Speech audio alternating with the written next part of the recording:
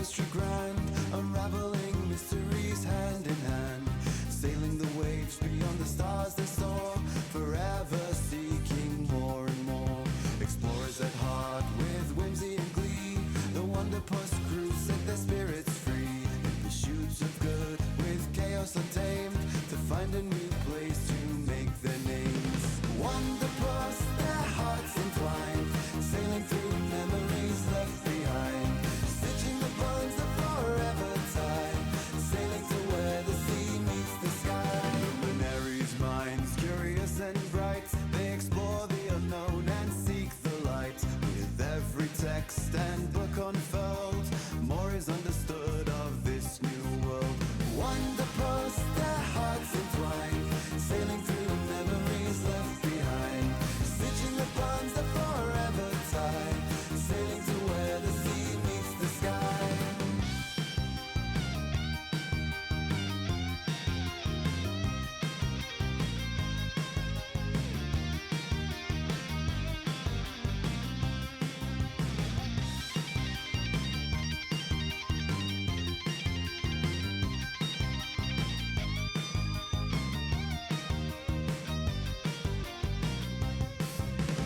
Seen God steadfast against the tide, protecting the land they stand with pride, rising up from the city walls, keeping the rest safe through it all. Mysticians with their gift for spell, in the threads of magic they weave and dwell, observing the universe's hidden seams, propelling the crew to their hopes and dreams. Wanderpus, their hearts entwined, sailing through memories left behind, stitching the bonds that forever tie, sailing to where the sea meets the sky. Wanderpus, their hearts entwined, sailing through memories left behind, stitching the bonds that forever tie, sailing to where the sea meets the sky.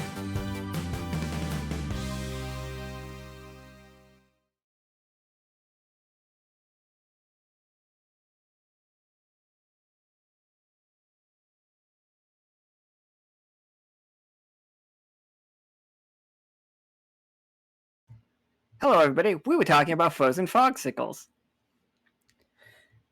So, welcome to. Oh no! All right. So, They're like, medicinal. they're medicinal. I was trying to tell them that whatever when they do their scenes for tonight's game, whatever they put in the woods and stuff, we're putting there because we haven't finished the map yet. So they can say whatever they want is out there if they find plants or like animals that have some medicinal value. And then Tlalli wants to lick the frogs. And there we go. I mean, Well, what's let's wrong make with you that? guys with the frogs. She's not sick. just if you're unhealthy. If you're like doctor prescribed fogsicles. Yeah, solid. Alright. Welcome to episode 5 of Hell. Today we are playing the game. I got the whole title right here. Do not let us die in the dark of night of this cold winter. It is an amazing game that I have forgotten the author's name. I had it for a second. We'll find it. We'll put it in the stuff. It is a great game. It fits into almost any TTRPG that you want it to. I think it's a really cool game. It's a resource game. The problem is a lot of NPCs tend to die in this game, but I think that's just part of the fun. And so we're just continuing. This is in the world. We are not in a dream. So just to set everybody's expectations up. And I will now introduce the players.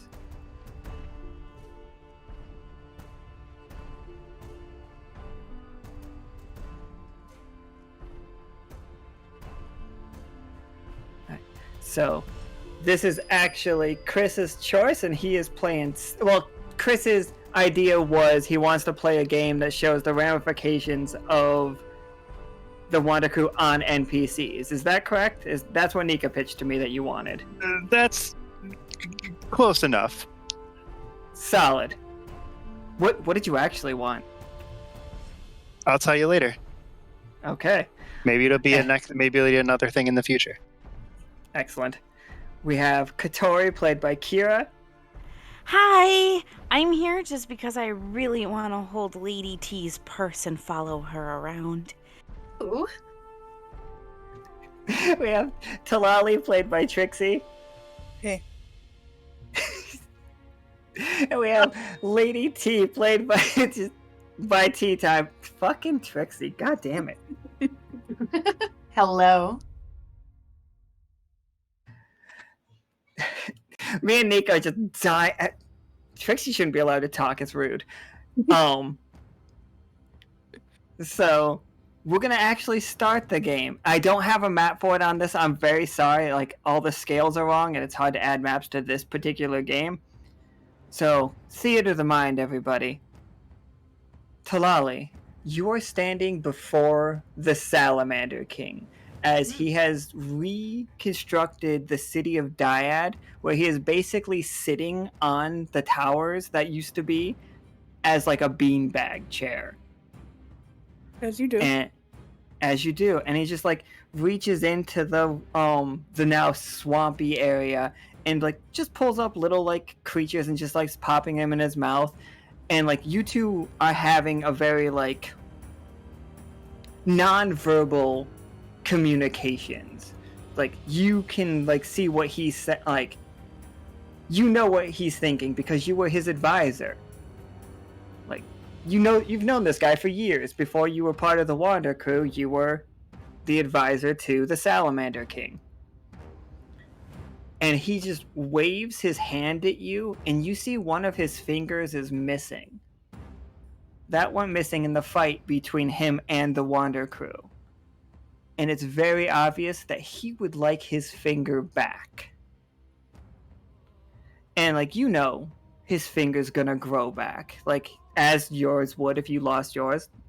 Amphibians are weird. But he doesn't like any part of his body being out there, you know? People could use it for nefarious means. True. The Wander crew has found his finger.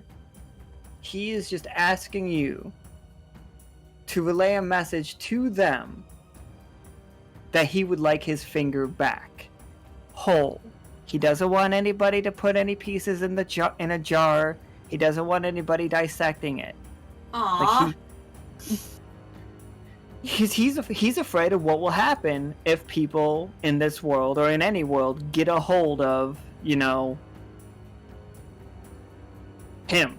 Like he's dangerous. Like people could, like, we have the technology. We could probably clone a god in this game. But that is what he is asking you to convey to your crew. Also, he's definitely like flipping the smaller minnows and stuff that he's catching that aren't big enough for him into Frog's mouth from a distance. Nice. See, this is why Tlalli likes him. Oh yeah, that seems easy enough. I don't think the Wander crew is gonna fight me on that. See, now that is the prompt that I want to start this chat in.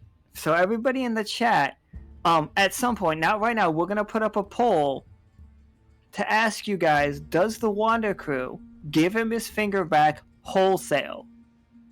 Does the Wander crew give him his finger back but try to keep parts of it for themselves? Or does the Wander crew just simply say no? Because we got that finger.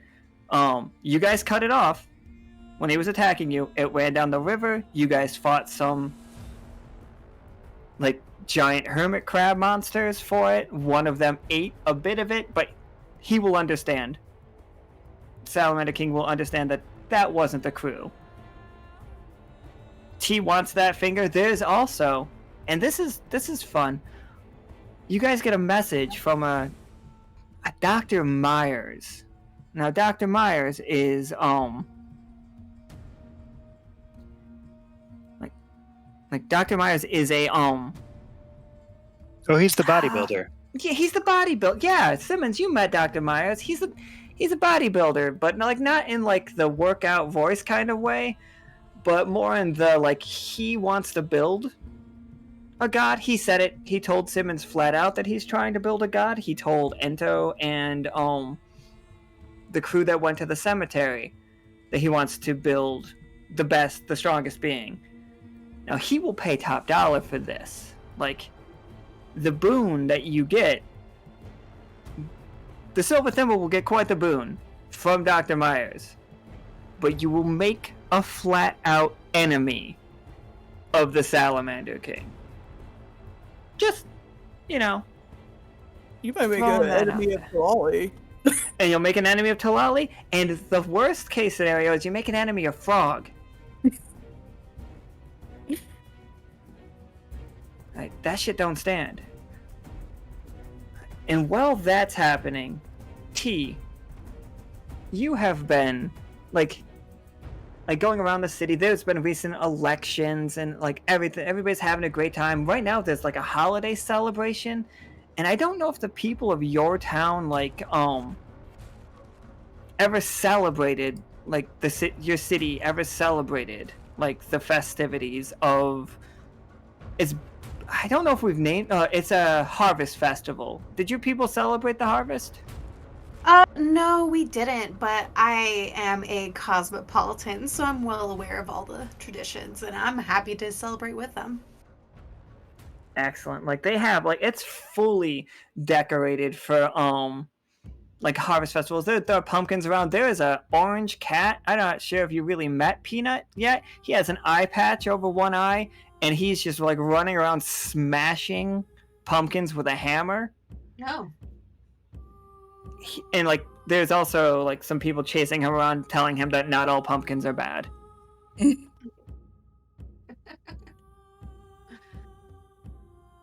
And then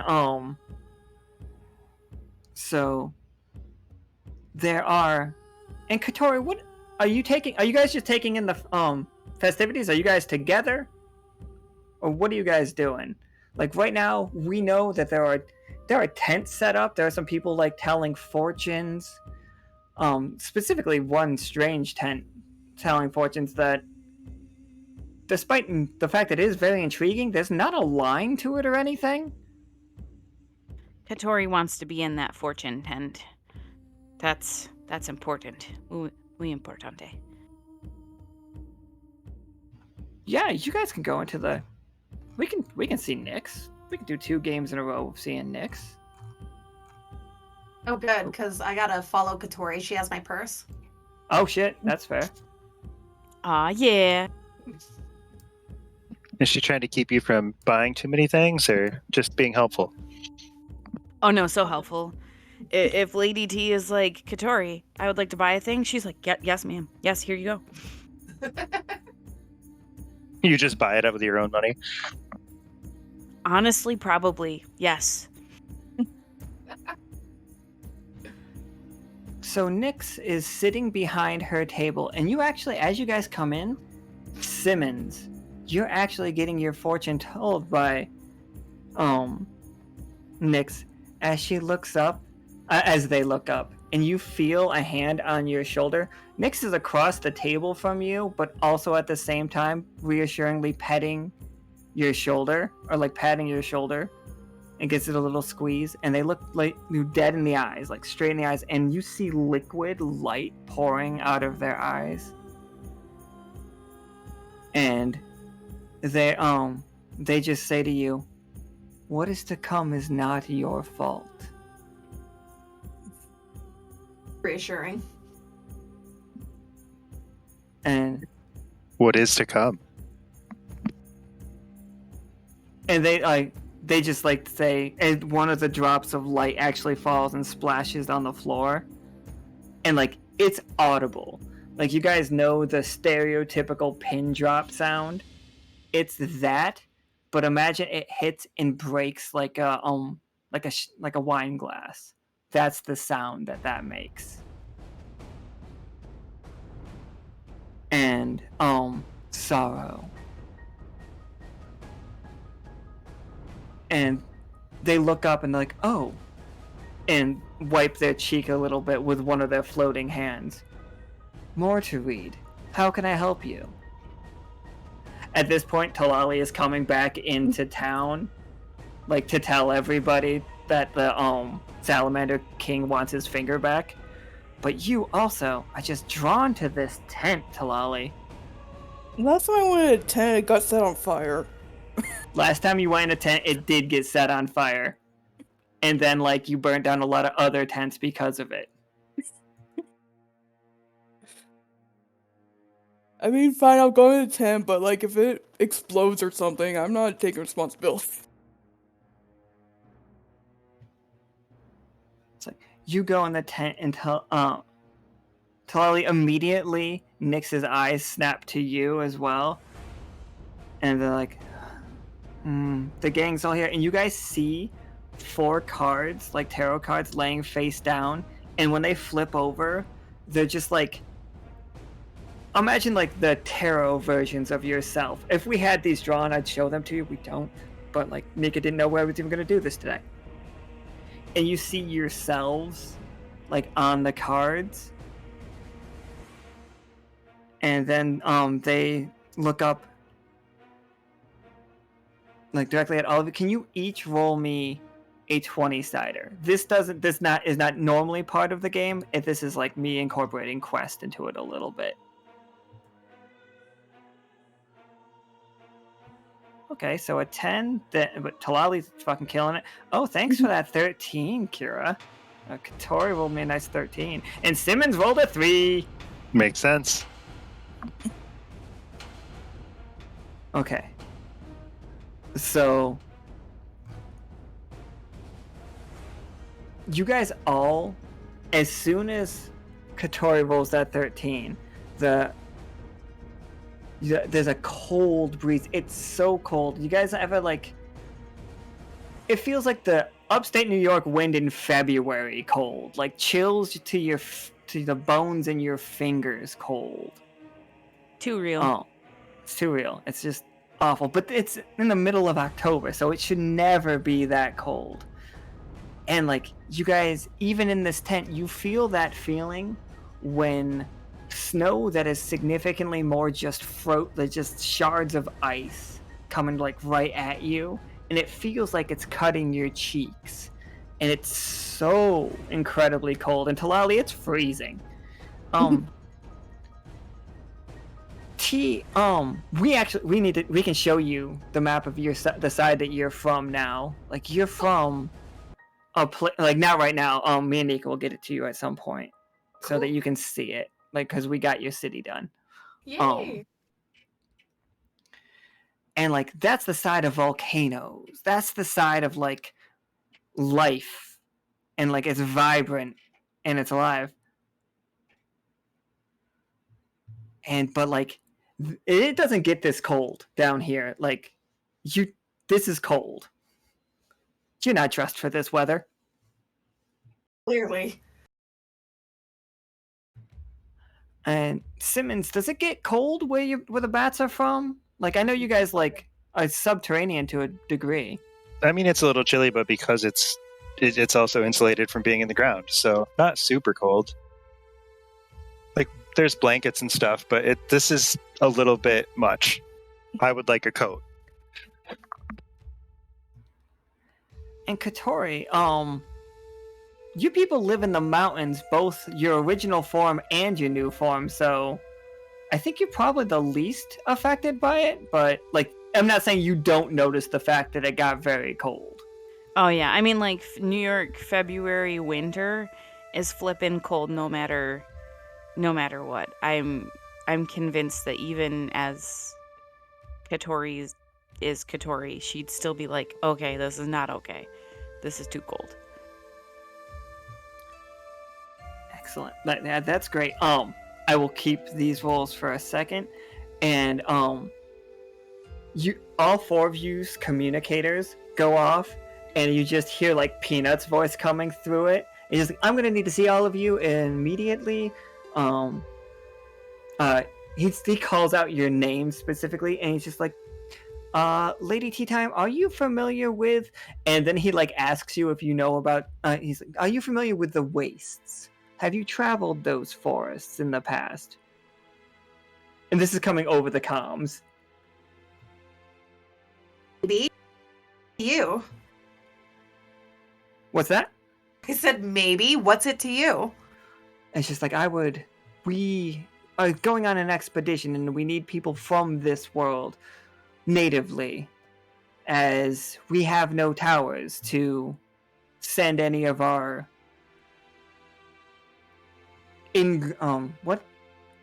anybody from Liminal can't go very far away from the city, or else they start suffering like a sickness, or like they lose all their AP and they like lose track of reality. Catori is protected from it. Simmons is from here, so he's fine, and you are perfectly fine. Tlalli is also fine because Tlalli's relationship with the Salamander King protects them. Nice. Like, you are set in this reality because they set the Salamander King in this reality. Nice. And I was really wondering how I was going to have the Salamander King mellow out and not just attack the city, but then I was like, oh no, he's cool with Tlalli. Yeah, she would have been very torn if that had happened. But, Peanut's just like, I realize that you are not formally a member of the Wander crew as of yet. We will work on that. But we will reward you greatly if you can guide a small caravan to a village where... And then he trails off and does not say the next part of it because, like, he wants to talk with Catori first. I mean, if there's a reward, I'm in it. Then most certainly, we will make it worth your while. It's just like, but please report to my office. All right. As you all begin to leave, Nyx raises their hand, well, one of their hands, and says, please, one moment. And they offer you, in each hand, they have a coin that has like the Wander Crew inscription on it, like the shield emote. And they meet Simmons' eyes, and they say, I have already seen what happens when the Wander Crew fails. Show me what happens when they try. Damn. And like in this coin, like if when each of you takes it, it feels like just an incredible sense of reassurance. Like, and this is not a mechanic from Do Not Let Us Die.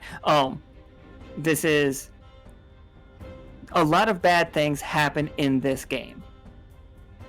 A lot of characters can die, will draw cards that say some heinous shit happens, but that is this game. You each have one no, basically. You say no to an event. Did somebody starve to death? You say no, and you tell me why being part of the Wander Crew saved this person. Everybody gets one. Bite the coin to make sure it's not chocolate. You bite the coin and it tastes like pennies. It tastes like the most iron enriched blood. Have you? Oh, T, you've had bees candy before. It tastes like bees candy. Interesting. This is quite familiar. Nyx nods and definitely winks.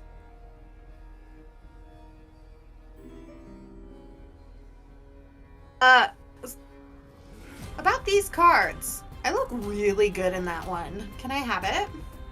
Absolutely. You may all have your cards. Yes. Yay! Can you... Oh, go ahead. I have to add some levity to this. Can you sign this for me? Like a little autograph session. I love it. Yes, Nyx autographs the card. Simmons happily puts it in his book. Can I ask, what am I doing on my card? You tell me. What do you think? Oh, all right. Based on your number, so 1 being the absolute worst and 20 being the absolute best, what are each one of you doing on the card that you drew that has you on it?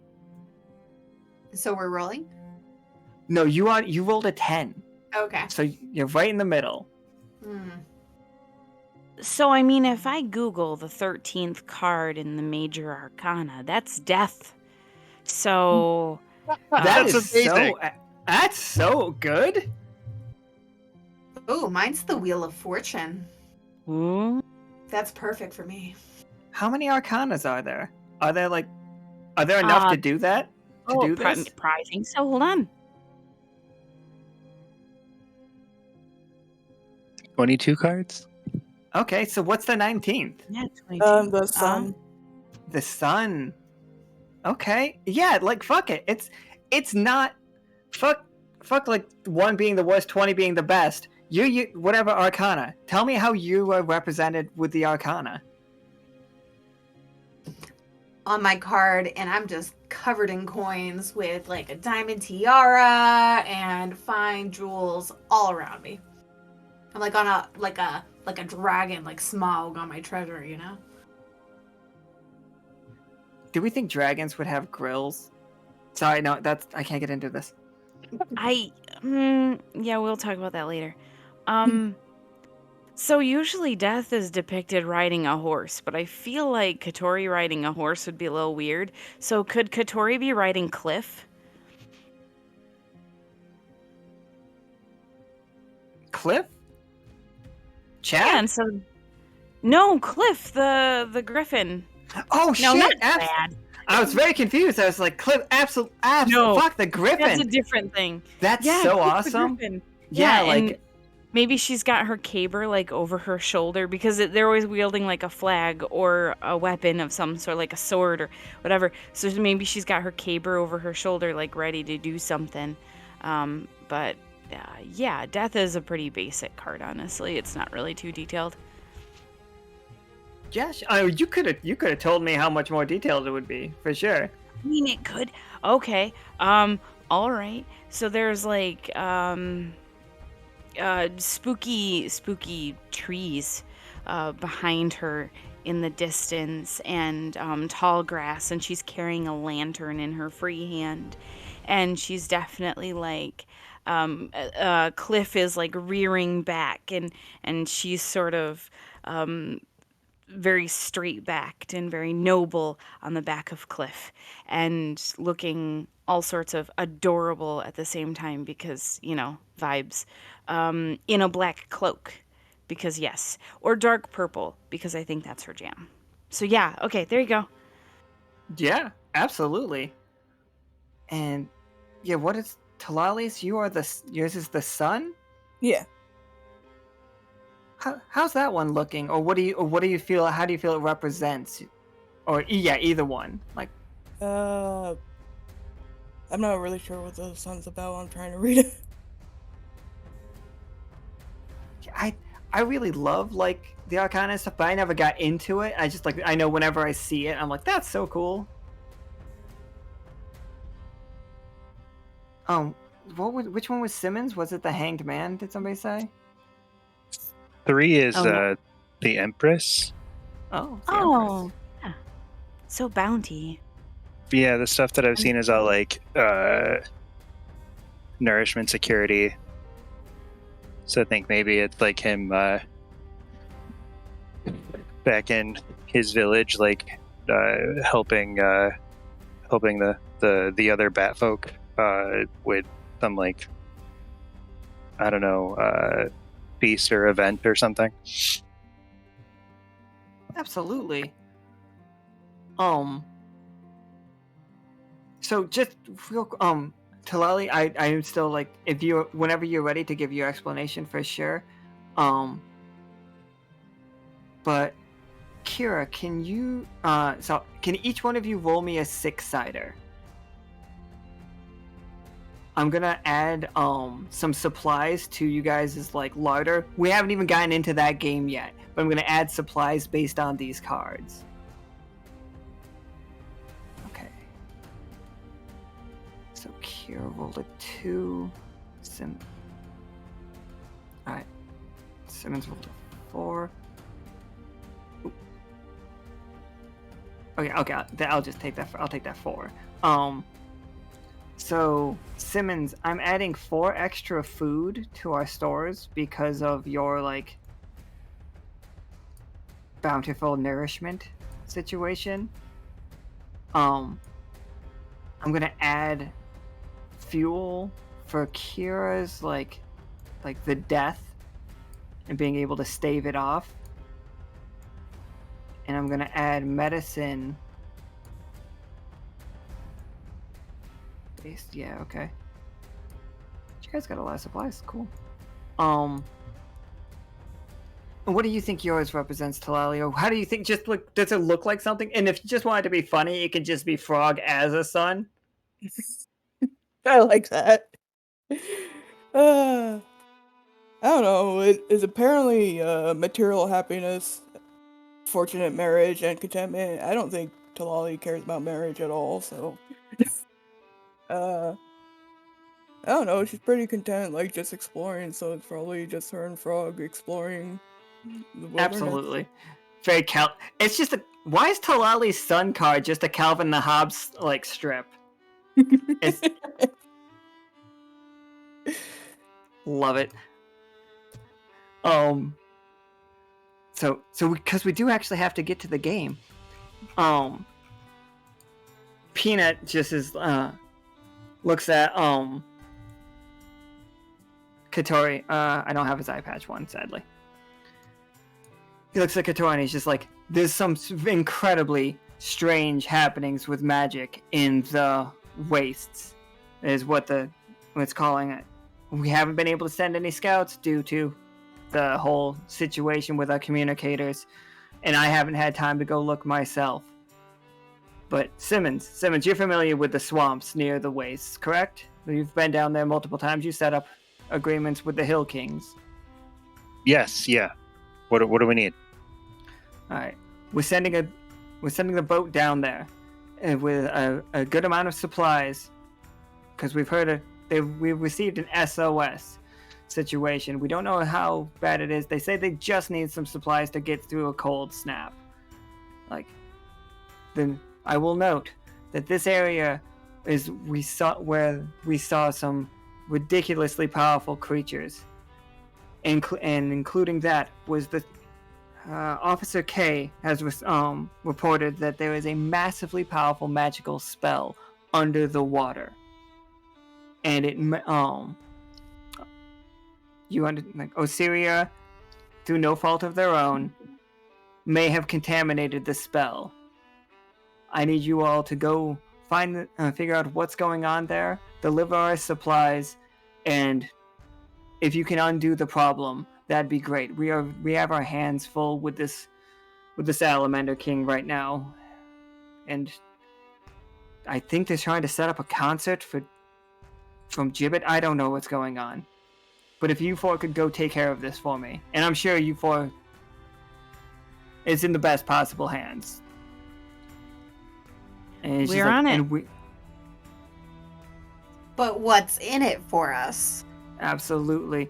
And like he what would be the ideal payment for tea? Like, what is T looking for? Jewels. Absolutely. He like raises his finger. He's just like, I think I know it. And he's like, we have a new line with Holt, and like he like holds them up like he's like on one of those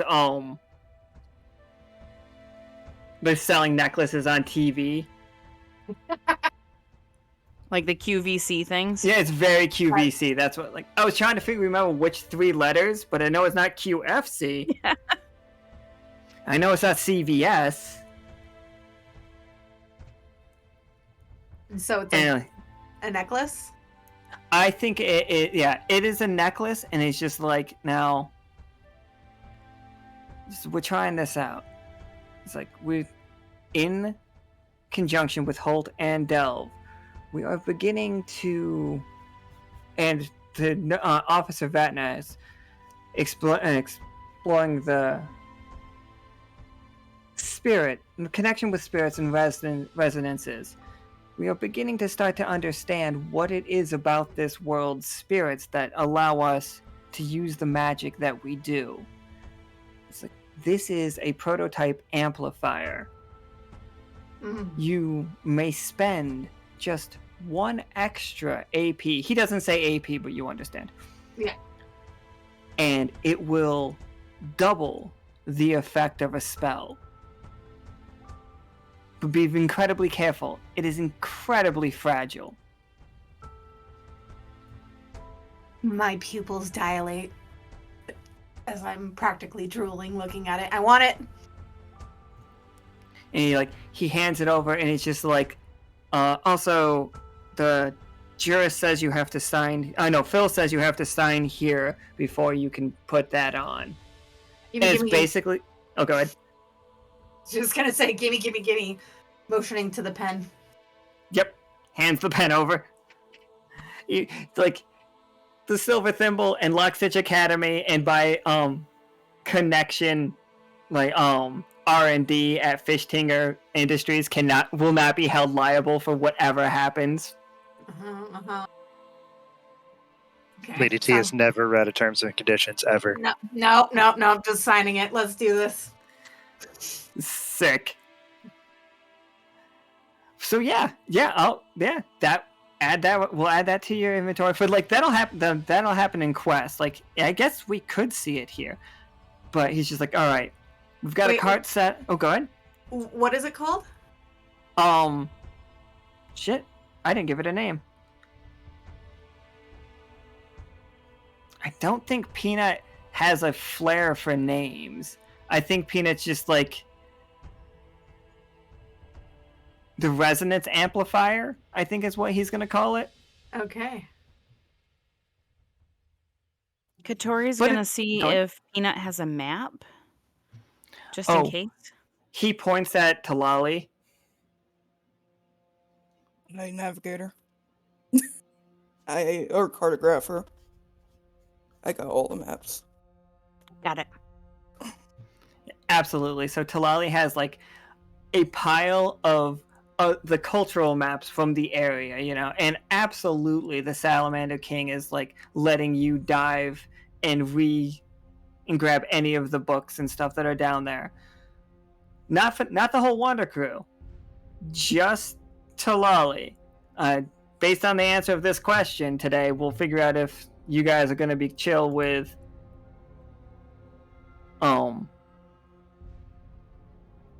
it's the Salamander King. But so far, it looks like we're going to be okay. Alright, so he's just like, I have a list of things that they say that they need. They're having a problem like chopping down wood at a rate, so they have no fuel for their fires to cook, and they are, as I've received this report, that is their main fuel source. They don't have magical ovens down there like we have here at like civilized places. Which I don't think he says that. I think he does completely understands that people of different cultures have different levels of technology, and one's not better than the other. But yeah, so he's just like, any questions? And this is, you guys can ask me one question about the place that we are going, one question each, and I can let you guys know some stuff. Like, if you're curious about the people, if you're curious about the landscape, or like the area around. Or also, Simmons and T, you could just tell me something about it, and it would be true.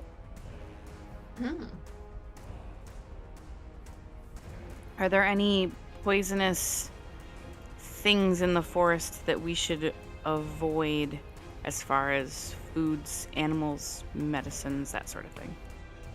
Absolutely. The area is so close to the sickened sea that sometimes the plants and animals can become polluted in and of themselves, and their corpse, like mostly animals.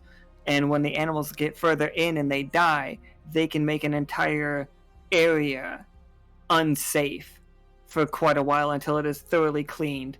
And they have learned that fire is the best way to clean those types of situations. Like as long Is as you it burn easy? it. What's Oh, that? go ahead. Well, I mean, is Um, it like easy to tell what's that infected? it is for a person, but it has no smell for an animal. Like it, you can like optically see that something's wrong with it, but like coyotes and scavengers and stuff, or whatever scavengers are down there, aren't that picky, and they can continue the disease until it is thoroughly cut off. So an entire like area can get really sick really fast.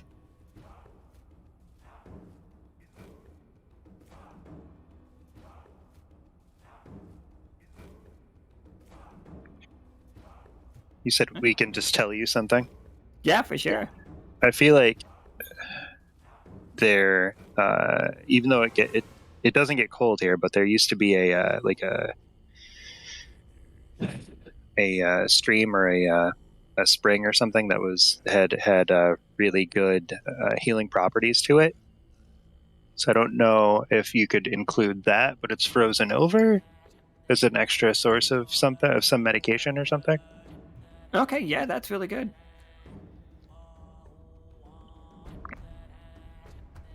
I'd like to also add something. Absolutely. The forest has light sprites that just vibe in there, and they tell really bad dad jokes. Absolutely. I know exactly where in the forest those ones are. They're really close. That one's really close to folk song, where like it's just a bunch of like really silly like fairy tale sprites that they don't tell riddles, or all their riddles are just puns.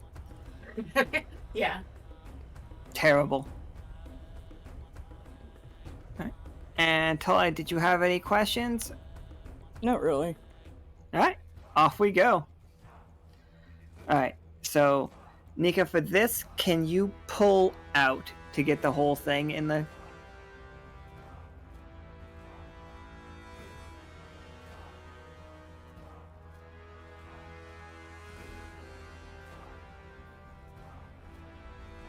Oh, we might actually have to... Yeah, that's fine. We might have to move the Harbinger, though.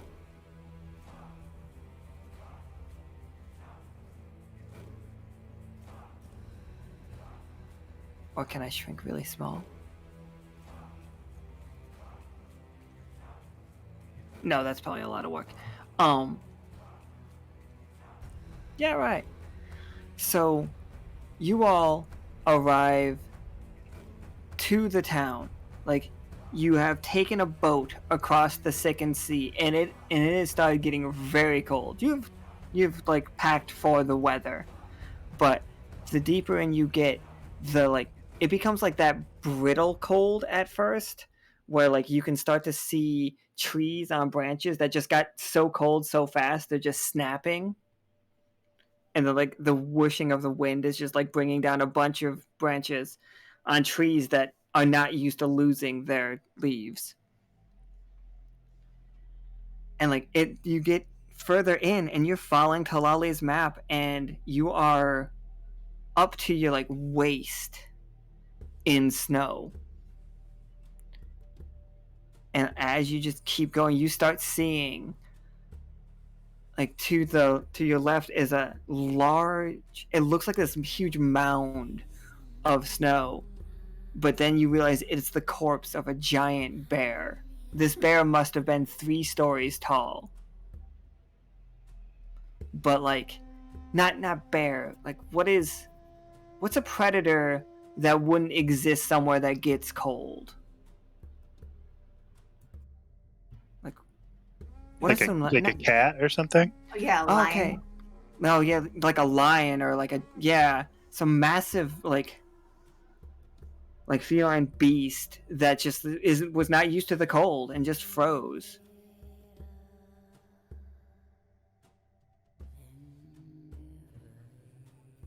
And there, like up ahead of you, you guys see what is represented on this map right here.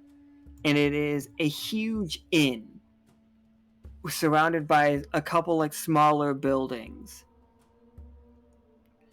And this is where you're supposed to deliver all of these supplies to. And the second you get here, you realize you are woefully underprepared. Like, you have these supplies right now, which is not a ton, but it is more than you normally start with. And the town elder, he's actually...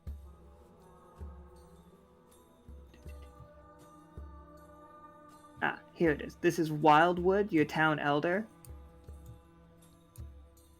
He greets you at the entrance of the inn. And he says, come in. Please, bring all the supplies that you can. When are the rest of you getting here?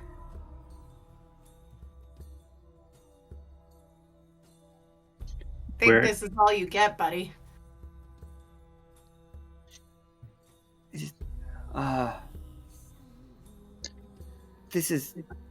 There are 20 of us here. And we have nothing left.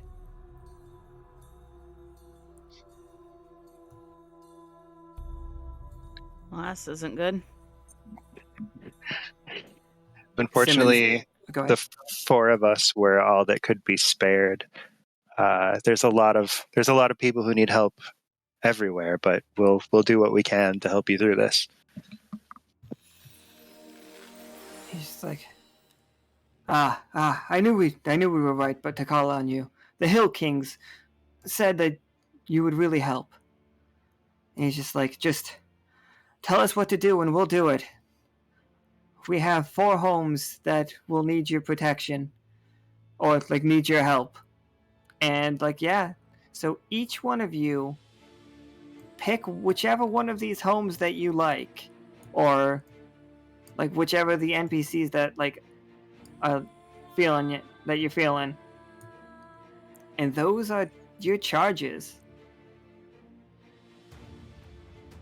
Which ones are the ones that are the most annoying, so that we don't have to feel as bad? That's completely up to you. And the cards will also tell you to tell me which ones of them are like annoy you. Oh, that's good.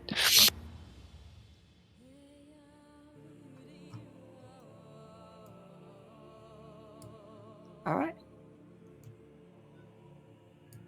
Okay, so they all have names, and I think that they're amazing. I'm very proud of the crew for voting to return the finger. And now, just for... Yeah, I'm sorry, T. I'm sorry. I had so many plans.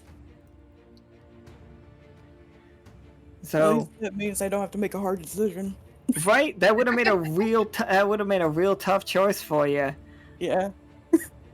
So, crew, returning this, like it fell down the waterfall, like it's kind of in shambles. So it's a logistical nightmare to get this back in as much of one piece as you can. How does the crew do it? Like, do you saran wrap it? Remember, this is bigger than a bus. So, like, tell me how you guys get it back to him. Alright. So this is gonna be the turn order. We're gonna go with Simmons, then Catori, then Tlalli, and then T. Here's how the turns work. The first turn's a freebie. Like, everybody has enough food and water for for Simmons' turn. Food and fuel, like, for Simmons' first turn. But then on Catori's turn, we start costing. Every house needs to have fuel equal to the cold level. So roll me 1d3. I know it won't show up on the screen, but Everybody or just me? just Simmons.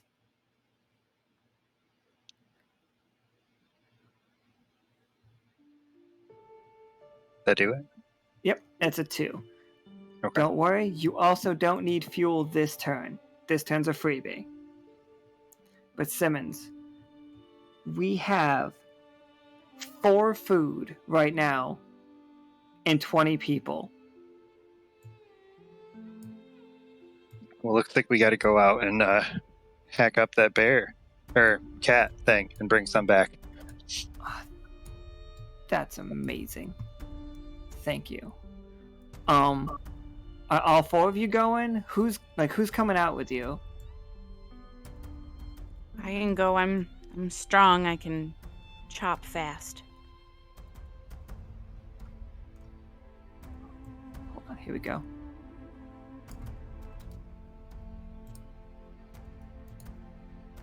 I gave you an axe. Oh, thanks. It's production value that brings people back to this game. Alright, so yeah, Simmons, you're out there. You and Catori hacking up this body. What? Tell me Wait, about I'm- this creature. Oh, go ahead, T. Oh, I'm there too. Oh, Actually, she's there, actually. I was gonna use my needful hilt and make like a 2-person saw. Okay, absolutely. Oh, yeah, we did say that this thing was real big. Yeah, I feel like we need something like that. Oh, so we're lumberjacking Yeah. this. Okay. Could, sever a finger and bring it back and give it? I'm kidding. Is Okay. Catori wearing flannel? Because I feel like Oh, someone would absolutely. be wearing flannel right now. So And like it is level 2 cold right now, so it is even colder right now than when you felt that cold breeze. This is probably the coldest a lot of you have felt. Like, I like the idea that Tlalli and Frog are just by the fire in the inn, though. Frog's my can't- favorite character. We can't use our skills here, right? No, you definitely can. Absolutely tell me how. Oh, first, let's see how successful it is. So, Simmons is going to roll for gathering food. And we're going to see how much we got. So a 6. Oh, and give me that extra die because you are the class that gets extra food. Absolutely. So we got 12 food out of this. So like 6 away from perfect. What's that look like, Simmons? Why wasn't it 18? Some of that animal wasn't where it needed to be. It was missing from when it died. It didn't die from the cold. It died from something else. Oh, that's really cool. Did we see which direction it went, or were we too busy hacking this thing up? I don't think we saw, because it was dead when we walked by. Okay. Oh yeah, and then it was covered with the snow, so we don't even get tracks.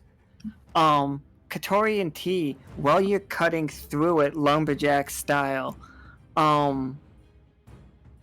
you see the wounds that killed it. What kind of wounds are we talking about? Was it something bigger? Was it a bunch of something smaller? Ooh. I like a bunch of something smaller, please. but definitely something smaller with lots and lots of teeth. Yes. Like they definitely like bit into this thing like you would a cheeseburger. Just how delicious. I have a Like- question. Is it? Did we invent critters? like the teeth of an Everything forever. anglerfish. Yes. I have a question for you guys too, if that's allowed. Hmm. When you said smaller, is it smaller than that, but smaller than us or bigger than us? Smaller than Simmons. Oh Jesus! Oh. And they didn't even kill it. Wait, okay. This thing's dead enough for you guys to get 12 food. Big enough that you guys got 12 food out of it. So they didn't eat all of it. Did they eat any of it, or was this just a sport killing or a defensive killing? I feel like they probably eat a little bit of it, because even if it was a sport killing, like you put a lot of energy out, you got to get some snacks back. Oh, Okay, absolutely. let me horror this up a little bit. They did, like, you guys see that it's hollow. No organs left. Oh.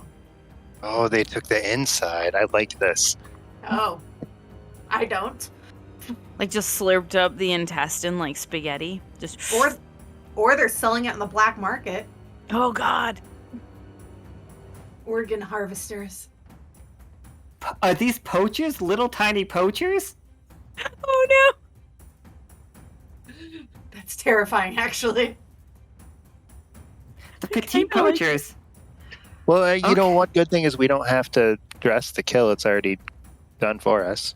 I know, right? And I feel like that's the perfect gang name, You- Nika. So You know like what? Give me, T. Roll me a 6-sider. Okay. 2. Okay. With that, we're gonna actually start dragging the body back. Like, now you guys figured out that it doesn't have the insides, and it's just like, okay, we can just pull it back. It's gonna be easier and lighter than you thought because it's hollow. So you guys got a little bit more food out of it. So at the end of Simmons' turn, we have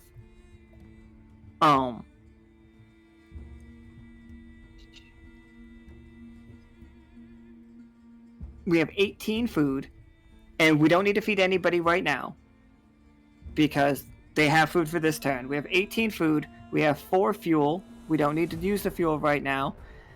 At the end of next turn, we need to have at least the amount of fuel that matches the cold for each house. So we need 4 at minimum. 12 is the highest it can go, and it can easily do that because you're just rolling a 3-sider. And nobody dies. Everybody's okay. I'm gonna deal a card to Simmons, and the cards are the wild shit that can happen in this game. All right, Simmons, you see that card above your name? Yeah, there's a little coffin above my name. That little coffin. Double click that for me, and if you can drag Right. it onto the screen. Oh no. oh yeah. no.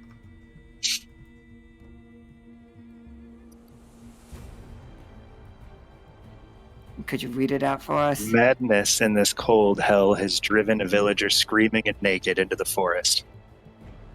This villager will die of exposure, and if wanted, the corpse can be converted to 5 units of food. I knew it. I knew it was gonna turn to cannibalism. It always It's does. so soon. How can we turn to cannibalism the first turn? This is too early. we I'm got ready. so much food. Yeah, so you probably won't resort to the cannibalism, right? And Simmons, it's got to be somebody in your house.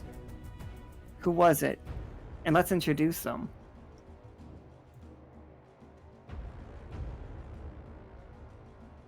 There's no way to rescue them, is there? All right. Well, let's see. Oh, Who's got the? That you have that token Yeah, but warm in your pocket. You know that you could find them. You're Simmons. Probably You melt found without the worse. token. This game sadly is like you can't help without. Oh, okay. Man, first turn already killing somebody. I think we got this little scrungly guy, Timberfall. I like him a lot, but he also looks like he's definitely one who would get into some shenanigans. So I think maybe he saw that giant corpse we were bringing back and just it got him scared because he's seen them things before. Let me tell you, these people are furbolgs of our world, are travelers. They ride wagons all their lives. Like, from the moment they're born on the road, they die on the road.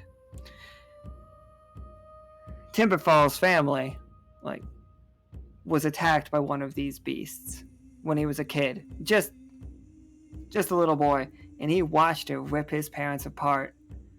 And as you dragged it into the light of the inn, coming out of the dark, dragging this corpse, snarling, he just saw its fangs, and it was too much for him.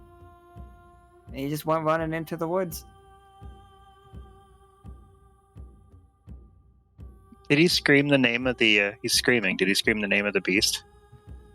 Yeah, what is it? I was hoping you would tell me. Sixes. Sixes? Sixes. Specifically 3 of them, but... Okay. Also, everybody please enjoy the little coffin that's in this bed now. Wah, wah, wah, wah. Right? Okay. Catori. It's fucking bawling. Well, Catori. It doesn't have to be the next day, but it can be the next day. Can you roll me a 3-sider so we know how cold it is? Again, I know the 3-sider won't show up, but...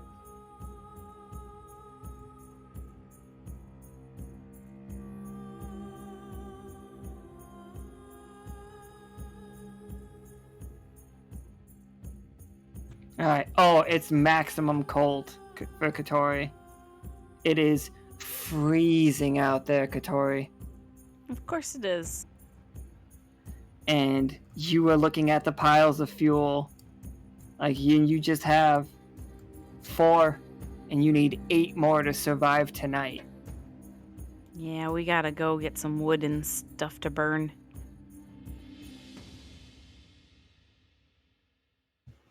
What are you gonna go find to burn? Is it just straight up like chopping down wood? I mean, that seems like the thing to do. Just start smashing down some trees, because He does have an Why axe. I do. Does- And a big lumberjack saw Yeah. to bisect redwoods. Yeah, okay. So roll me your gather supplies, and then you get to do one more 6-sider on top of that because your class does that. All right, so 8 again for just that, which that's great. You already hit the amount that you were after. Now this And then I this do one- additional. Yep, one more 6-sider. Wow, okay, so you got 18. Oh, No, not yeah. 18, not 18. You got 14. Wait, 14, sorry. 14. I'm bad at math. You got 14. So yeah, great job. How'd it go so well?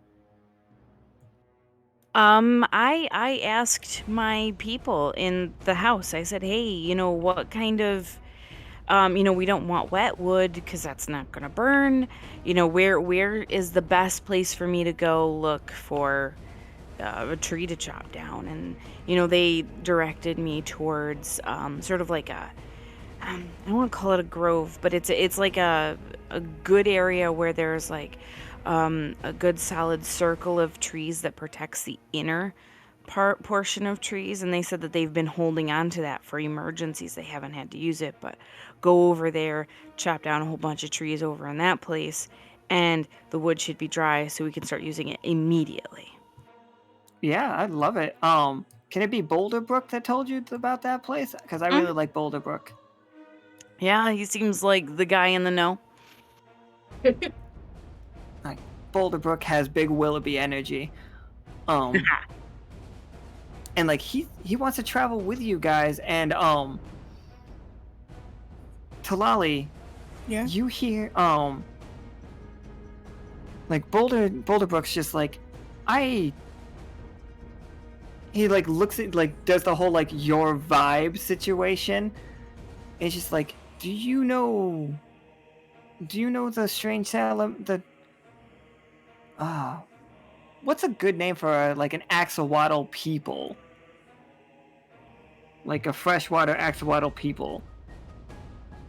I am the worst person to ask. Right? Not Well, right to a you, but like it's just yeah. a group It's of like, I feel terrible. axolotls. A group of axolotls is called a harem. Just to put that out there. Yes. Yes. So if you Yes. could incorporate that somehow into the name, I feel like that's the Thank right you. energy. This is why we tabletop for these moments. And she's like, do you know the harem? The harem In model. the harem waddles. Do you know Era model. of the axosquaddles? Axosquaddle is like my favorite joke. Harem models. Yes, okay. In the north. Like we're going nearby. Have you met them? The north. That's where the Salamander King is, right? We are in a giant forest right now. It's like in the dead of winter.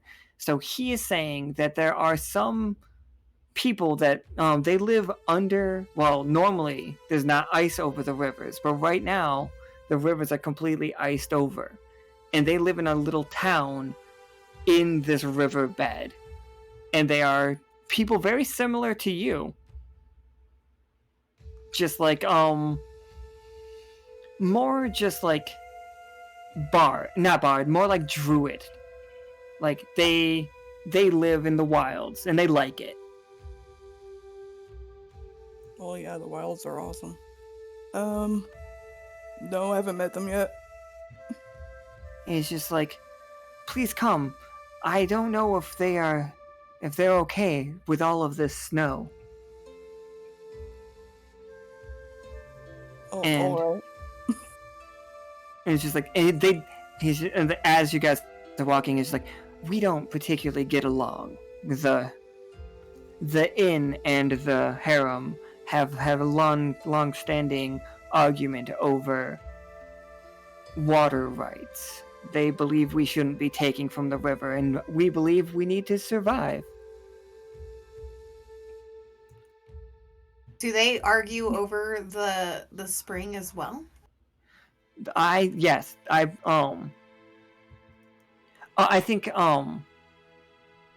think when the weather is better, there was no argument between, but now that like water is flowing less and less, I think they're arguing about it. No, that doesn't make any sense. That's not how water works.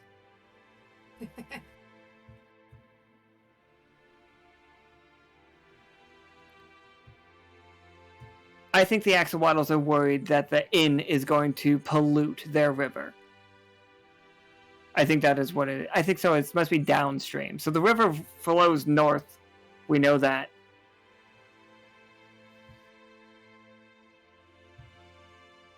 But Tlalli, can you roll me a 6-sider? Sure. Yeah, I think you could. Yeah. 1. Okay. You cannot make contact with them. You see evidence that they are still alive, but they are under the ice. They're under like, you know, when ice is so fucking thick that you can like drive cars on and stuff. It's like that. But you have found evidence that they are under it, and I'm gonna add a medicine to you guys because you found out that this water has medicinal abilities. Once you take it back, it's just 1, but 1's more than none. And Kiera, I'm gonna deal you a card, and the game's gonna get sad again. Stop it. Alright, it's a little coffin. Ready the coffins.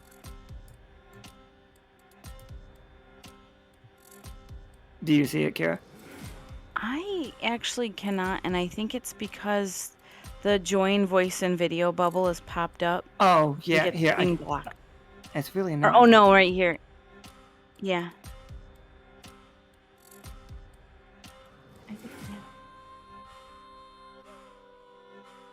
It didn't say, oh no, an error. Bleh. Words are hard. But I did disable it, so whatever. Okay. Okay. Can you click the card? Yeah. Oh no. Did you click over here? I did, because that's the... Oh my gosh, I'm sorry. I clicked the wrong No, thing. you're good. You're good. Like just Yeah. double click that and then drag it onto the map.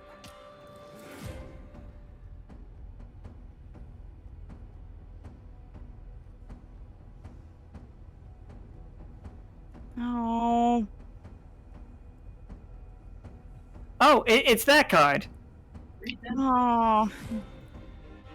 A villager trying to clear snow from a roof has slipped and fallen onto a pile of sharp tools. His wound is so severe that the adventurers will have to use all of the available medicine to keep him alive, if they choose to do so. Who was it? Where was it? What happened? Did they Oh, fall? see. Did they fall on your saw? Oh shit. That would suck. Let me zoom in here to see what's going on better.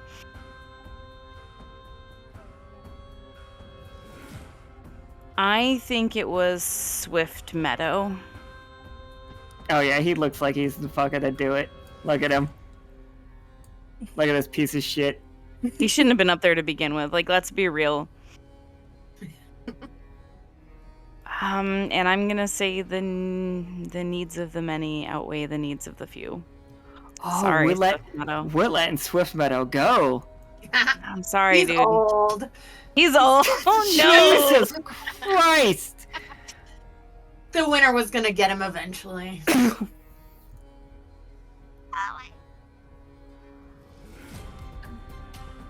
Yeah, okay, all right. That was a way easier.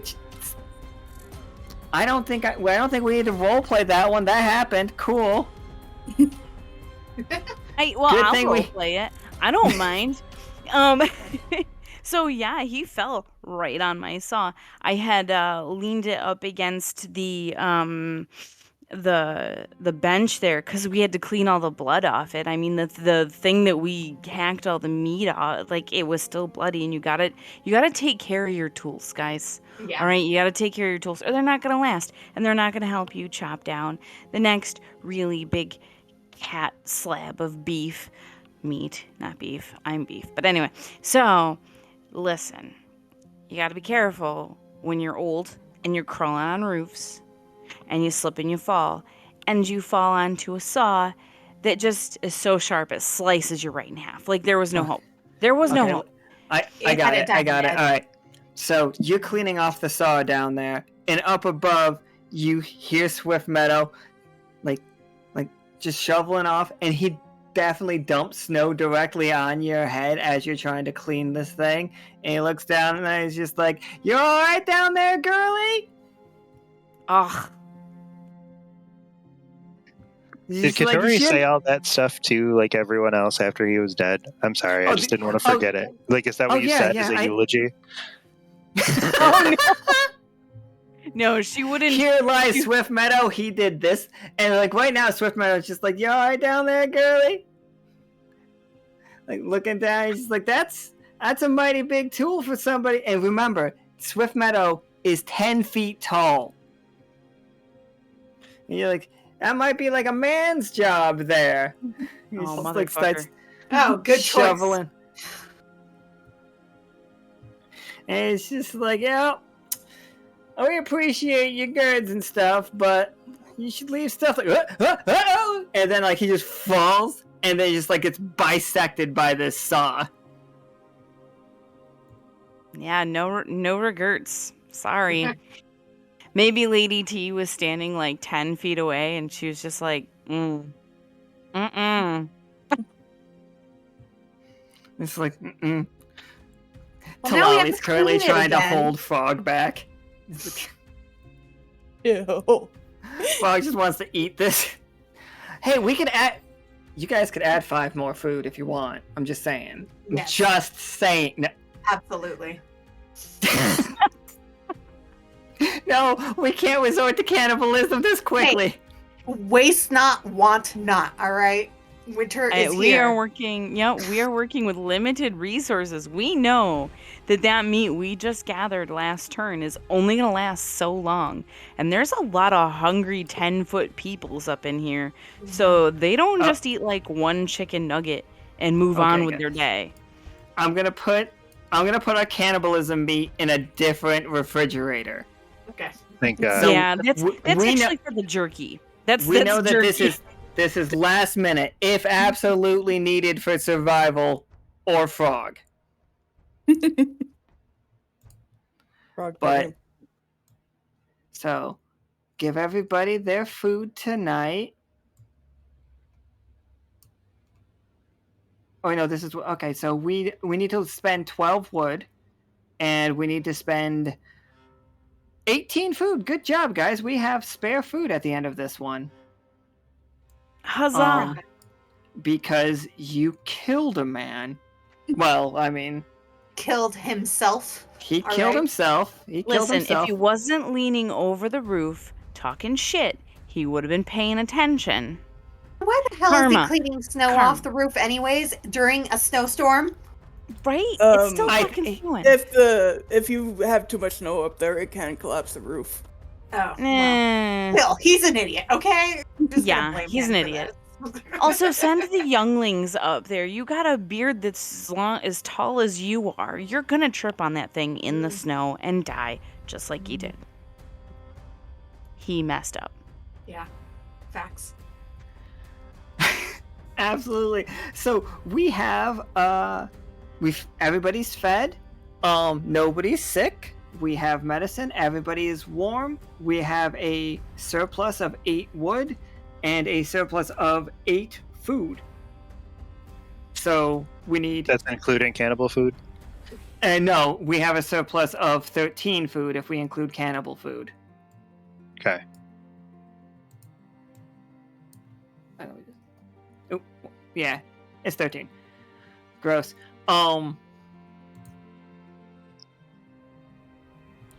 Alright, guys. Alright, Tlalli. We definitely need 10 more food.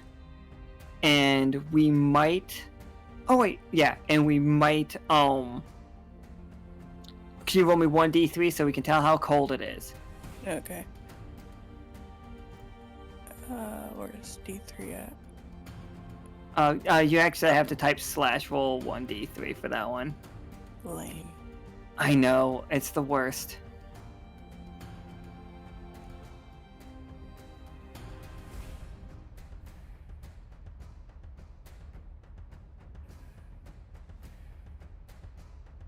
I don't know why you did it twice. Instead of 1, that's fantastic. Yeah, a 1 is best case scenario. So it's actually totally it's actually like a warm day. It doesn't have to be the next day, but I've got a lot of sirens going on. I'm sorry. It's fine. Catori, you better look out. They're coming for you. Criminal status. Oh yeah, I was asking about skills earlier because I feel like wild fauna is cheating. Yeah. So just play it by ear if you think like your character, like maybe you spent like all your AP getting down here, and like the further you guys are away from the word further Tlalli is away from the word trees or the Salamander King, your AP doesn't refill that fast. Okay. Maybe like that canonically or whatever. Make it work. So you have plenty of fuel. Like you just need 10 more food to make sure nobody goes hungry tonight. And it's a beautiful day out. Well, I guess I'm gonna go gather food. What kind of foods are we looking for, Tlalli? Or what kind of foods are we finding? Oh, let's see.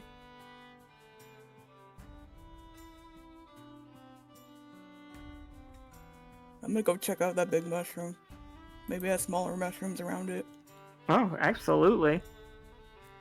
who's joining Tlalli on this brisk, like, day's walk? Like, this might be the first day that it stopped snowing.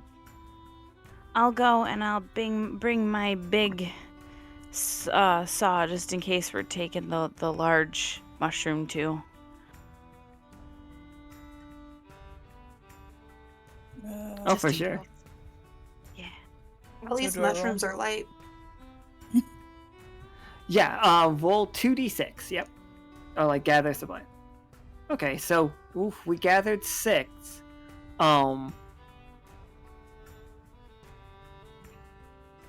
Catori, how do we get that to 10? Or, like, no, oh, sorry. You guys, sorry, I want to keep to the narrative to this game. I want to make you guys always win, but I gotta stop thinking that way. But can we make the argument that the mushrooms also double as medicine Okay.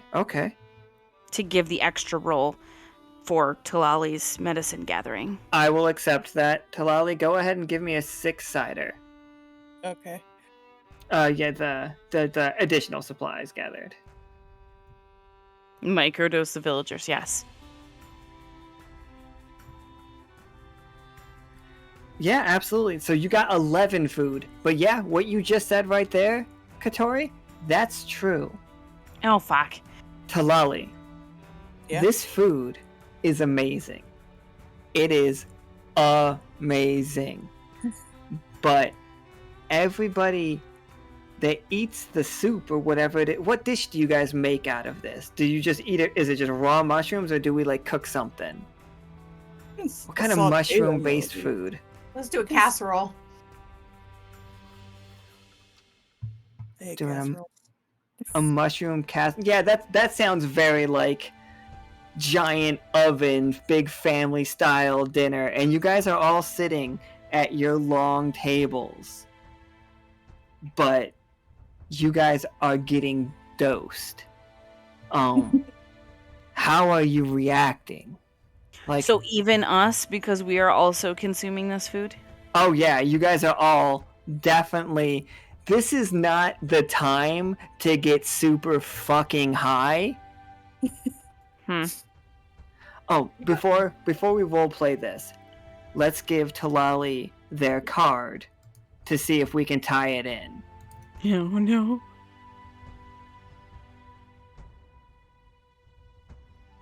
Oh. I clicked the coffin? I think I just sent it to you. It's gonna be right above your name in the Roll20. Yeah, don't click all the way to the right like I did. I did it wrong. Yeah. I'll send it to you again real quick. Because I don't actually see your name on my Roll20. Okay. I don't. Yeah, I You don't just see- disappeared. I don't see your names either. Can you refresh real quick for the Roll20? Okay. One moment. I'm gonna refresh too.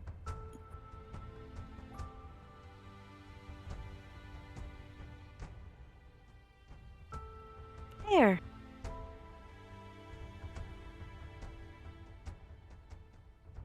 Okay. Yep. put- Okay. Yeah. Yep. You got that little coffin right above your name. Okay. So go ahead, double click that, then drag it into the center so we can all. What? Oh. Okay. No. Okay. So.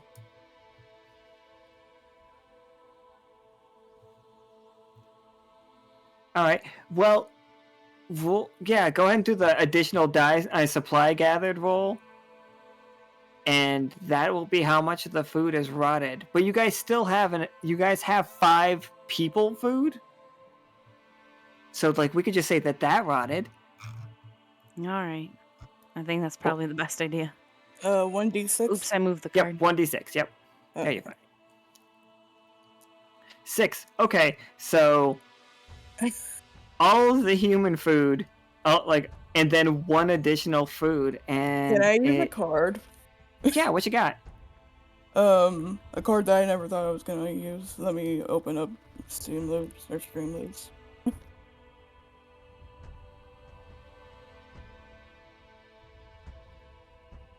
Where is it? I too am intrigued.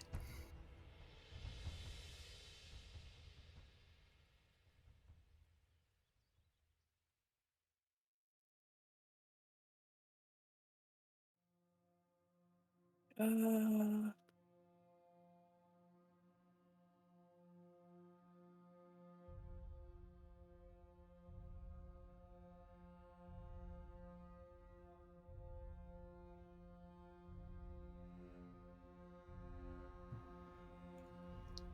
don't tell me I destroyed it.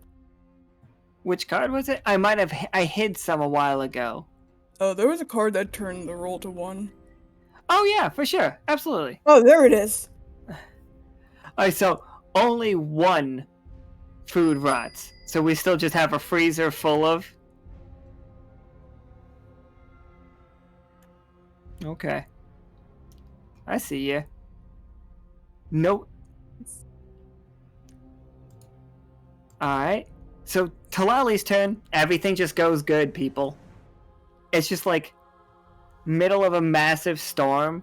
You guys go out, fucking get some magic mushrooms, come back. You guys are all enjoying your food, and then it's beginning to hit you.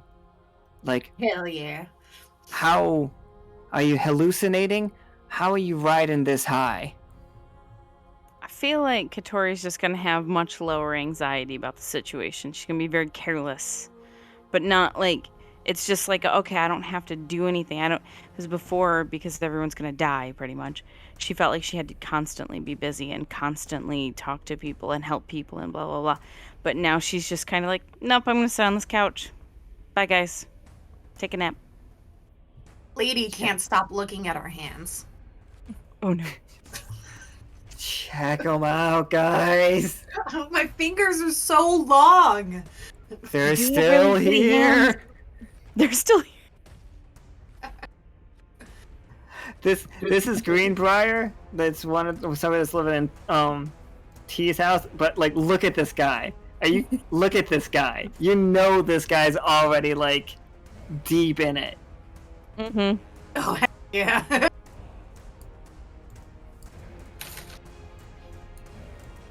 I'm also showing Greenbrier my fingers. Ah, fucking Greenbrier is showing you theirs. Like, oh.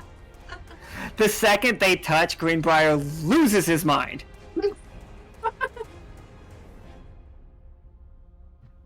Hi, how's Simmons? Simmons is doing the opposite of Catori. He's just like walking around the coffin that used to be Timberfall, and just, like walking around their little location where they're bed and just like trying to straighten it and make it ready for when they get back, and just freaking out about the whole thing. Like, they're still gone. They should be back by now. What happened? He should be back. Where did they go? Damn. And I see that once what was that, Greenbrier? Freaked out. I go over to Simmons. I'm like, it's okay. Everything's great. Oh, you're so soft. Oh, wow. Your fur is so soft. And I just keep petting Simmons. Simmons, out the window as you're being pet by Lady, like you see just a shadow and then a flash of purple lightning as one of the sixes is staring at you. Simmons just screams. I mean, like, what kind of conditioner do you use? I'm completely oblivious. I Tlalli? love that mental picture. Just holding a tiny bat, petting him. Just, what kind of conditioner do you use? You're so soft. Tlalli, how's Tlalli and Frog handling this? Staring into oblivion. Fucking just eyes glazing over. I think every once in a Pupils while dilated. as so dilated, your entire body gets dilated by like that cursed like raven stuff going on with you. You guys just look over. Tlalli just looks like a shadow. Are they Tlalli is sitting on the just couch next to Catori? Tlalli, are you on the couch?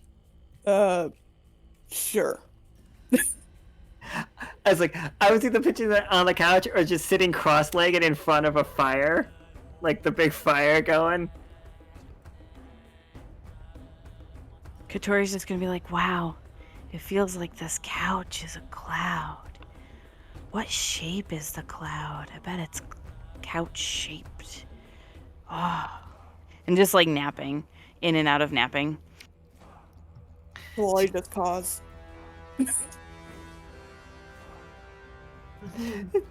I never thought of a couch-shaped cloud. Yeah, you always hear about suddenly like green bars. Yeah, you always hear about cloud-shaped couches. And he's just like, I like a cloud shape. It's like he just gets up and starts like he is like this side of the world's furniture maker. Now we have 2 furniture makers in this game. And he starts designing a cloud-based couch. You're welcome. But he's not going to survive, so it's okay. All right, lady. What? I don't know. Maybe he'll survive. Yes, I'm still petting Simmons. So it is the next day, or however long it's been, and roll me 1d3 so we can see how cold it is outside. Because Tlalli's fucking turn, it's just like a week of you all just eating mushrooms and chilling. Except for Simmons, who really had a rough time. I can't. Where's the D3? Am I blind? Oh, you have to do /roll 1d3. I'm sorry, it's terrible. Oh, in the chat? Yeah, in the chat. Oh, yeah. Do I put any spaces? Here, it looks like this. What is happening to my roll 20?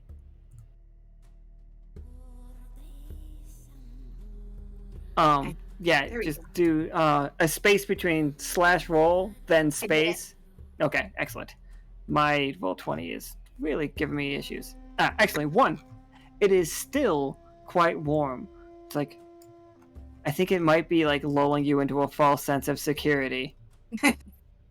Excellent. You guys still have, you still have plenty of wood for the fire. You guys have, no, you're out of food. Oh no, you have, you're out of, you have 1 remaining not people food. And you need 18 if you want everybody to eat. And supplies. But the good thing is, much like Simmons, you get an extra D6 when you roll looking for food. Okay. I'm gonna look for food where I know those little light sprites are. Because I'm bored. And it's like a nice day at this point. You're just taking care of these guys. And the mushrooms still are kind of hitting me, you know? Just walking into the woods on shroom sounds like a great plan. Especially since there's monsters in these woods. Go ahead and roll me the 2d6, the gather supplies. And then an additional. Yeah, that's 10. That's a good amount of food. With just a little bit short from everybody eating. And now everybody eats.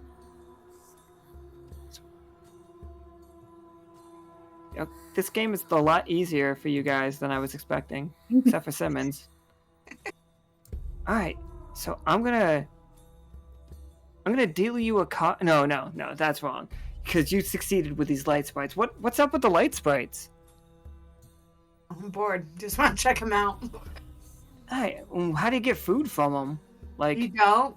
I'm just hoping to find food around them, you know? alright. For sure. They are like, the light sprites also give off a good amount of heat. These light sprites also have a different name. Some people call them ember bugs. Ooh. And like and they're very hot at times, and like you can see around them, like it's not like like it's warmer near the trees that they're in, and the trees that they're in are they cannot burst into flames. Like, no matter what these bugs do, like, it's inflammable. And, like, these little sprites are, like, playing around with you, and they jump down, and they start tossing the fruit at you and stuff. And, like, other villagers come out, and they begin to gather up all of this fruit. and you guys have like citrus and stuff now, and like we're not worried about scurvy.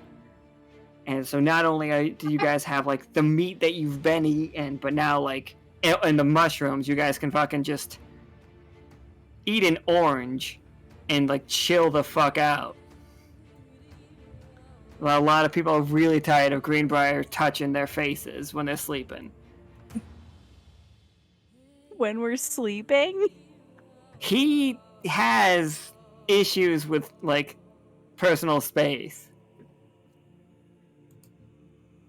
Alright. I'm about to deal you a card, lady. I already know who's gonna get it. Poor Greenbrier. We all know who's gonna get it. Do you see the little coffin above your name? No.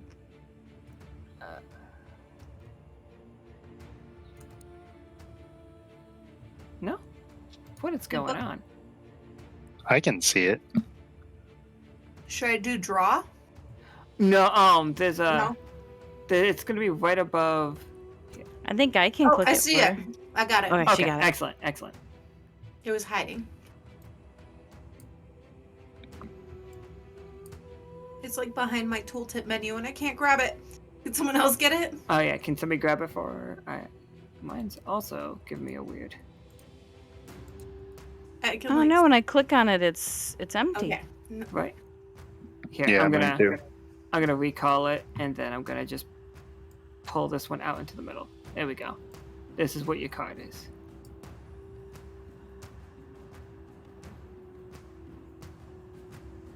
Villagers, in an act of despondency, have wasted 1d6 units of fuel to light a fire while the sun was still up. Remove these units from the storeroom. Okay.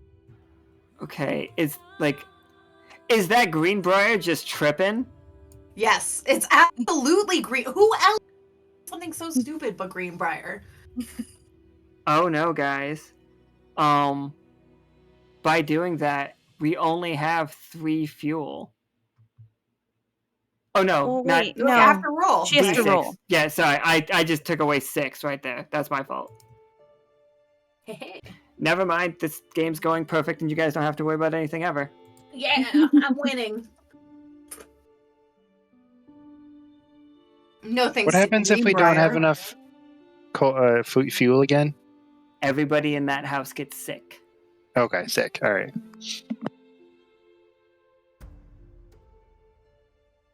Okay, so we had a rough start when we got here, and then since then, you guys have just been high and enjoying a couple like warm days while they shovel themselves out of here. Cool, excellent. Simmons, like we have 6 fuel. So as long as you don't roll, no, give me 2. 1d3. 2. Oh, that's not nice because we don't have any food. No, I didn't roll it yet. As long as I don't roll it 2. Oh yeah, as long as you don't roll a 2. Okay. Just say that. I rolled a Oh. 3. It's even worse. That's even worse. Oh, so we need have what? it. 12.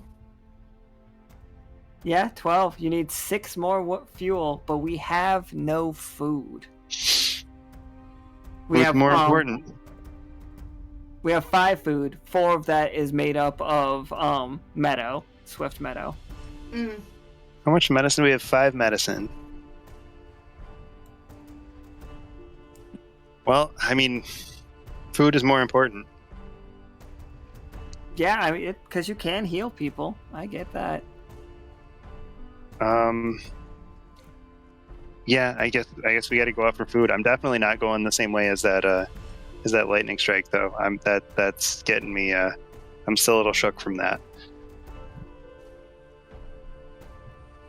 Okay, so if we're looking for fuel.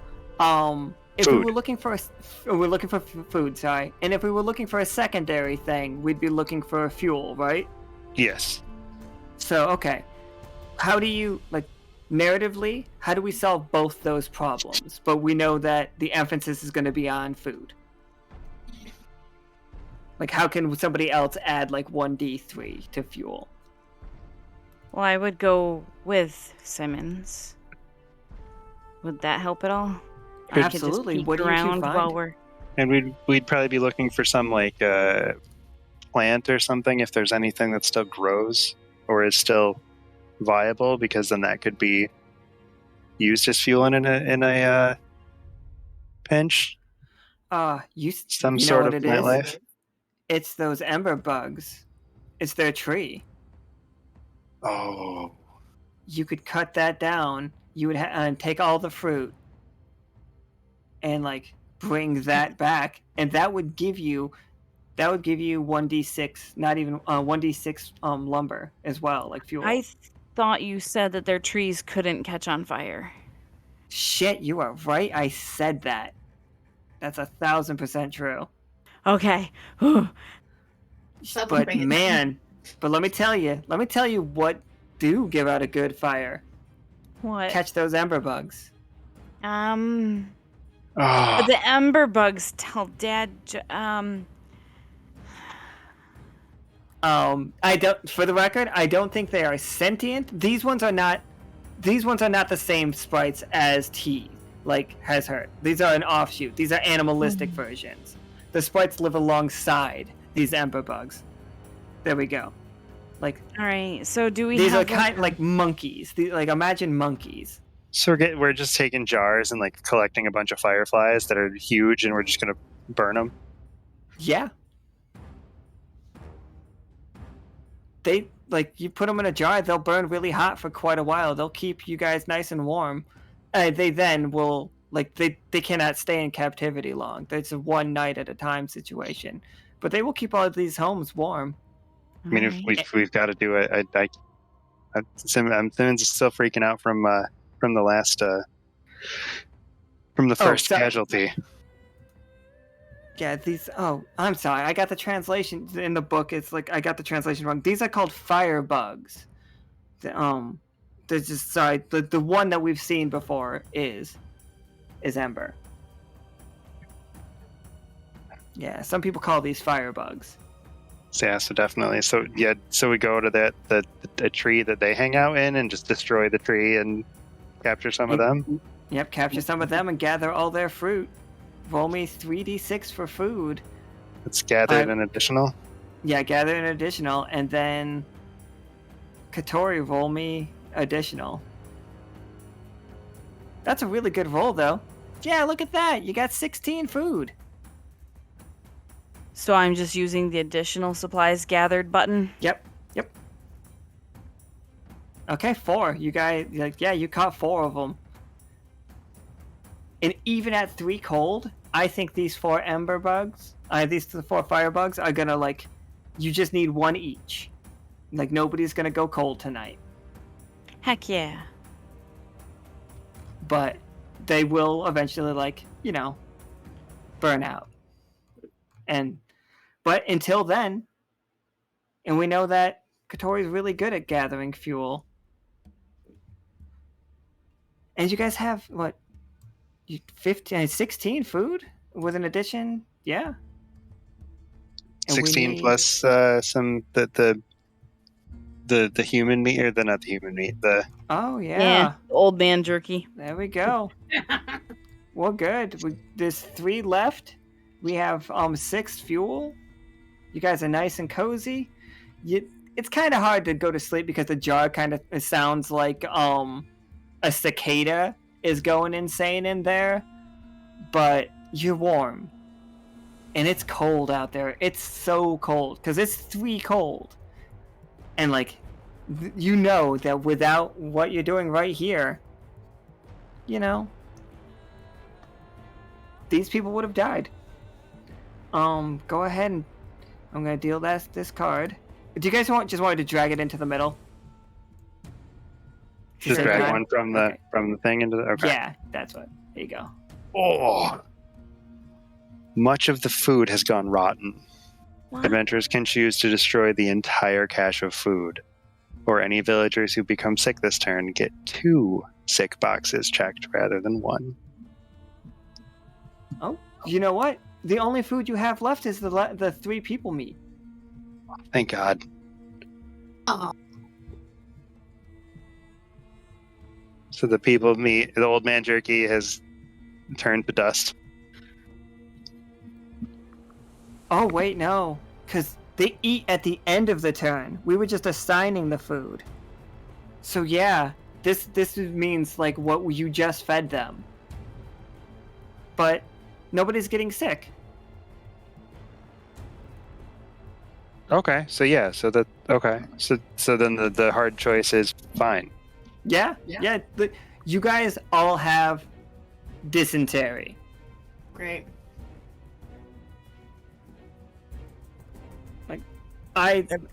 Everyone or Yeah, everyone. But like, okay. Sorry. Like it's bad. Like not dysentery, just a grumbly tumbly, basically. Like diarrhea, and it's very bad. It's terrible. This whole place stinks. People are throwing up. You get a little bit of food poisoning, but not enough to mark like this person is sick. Like you got like a 24-hour bug, and then you guys will all get over it. But the place is a mess during it. And like, all right, 1 second. So the chat, like, you guys decided to like take it back to him, with all the forklifts. Absolutely. Nika, can you roll 1d20 in this? In the roll 20. You guys rolled a 5. How'd that go?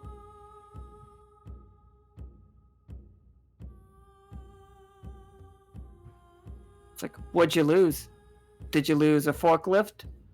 Part of the sub? What was damaged?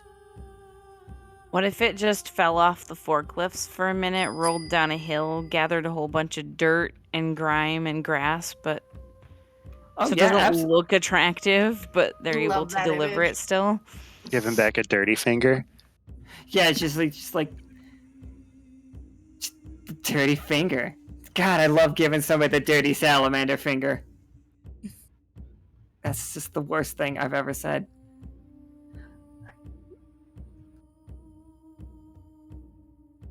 Then absolutely, go for it. So if you guys are gonna use the baby birds to change the roll, RP what went wrong and how each of you are helping fix it. Yeah, exactly. That's, yeah. For sure. Alright, Catori. You've had a rough night. Rough couple nights. You guys have been a little bit sick, but not like you guys have gotten over it, but things have gone lax. How cold is it out right now? No. Alright, I have to roll 1d3, right? Yep.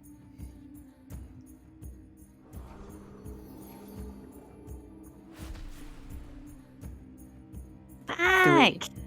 Okay, so we only have half the fuel that we need, and we have no food.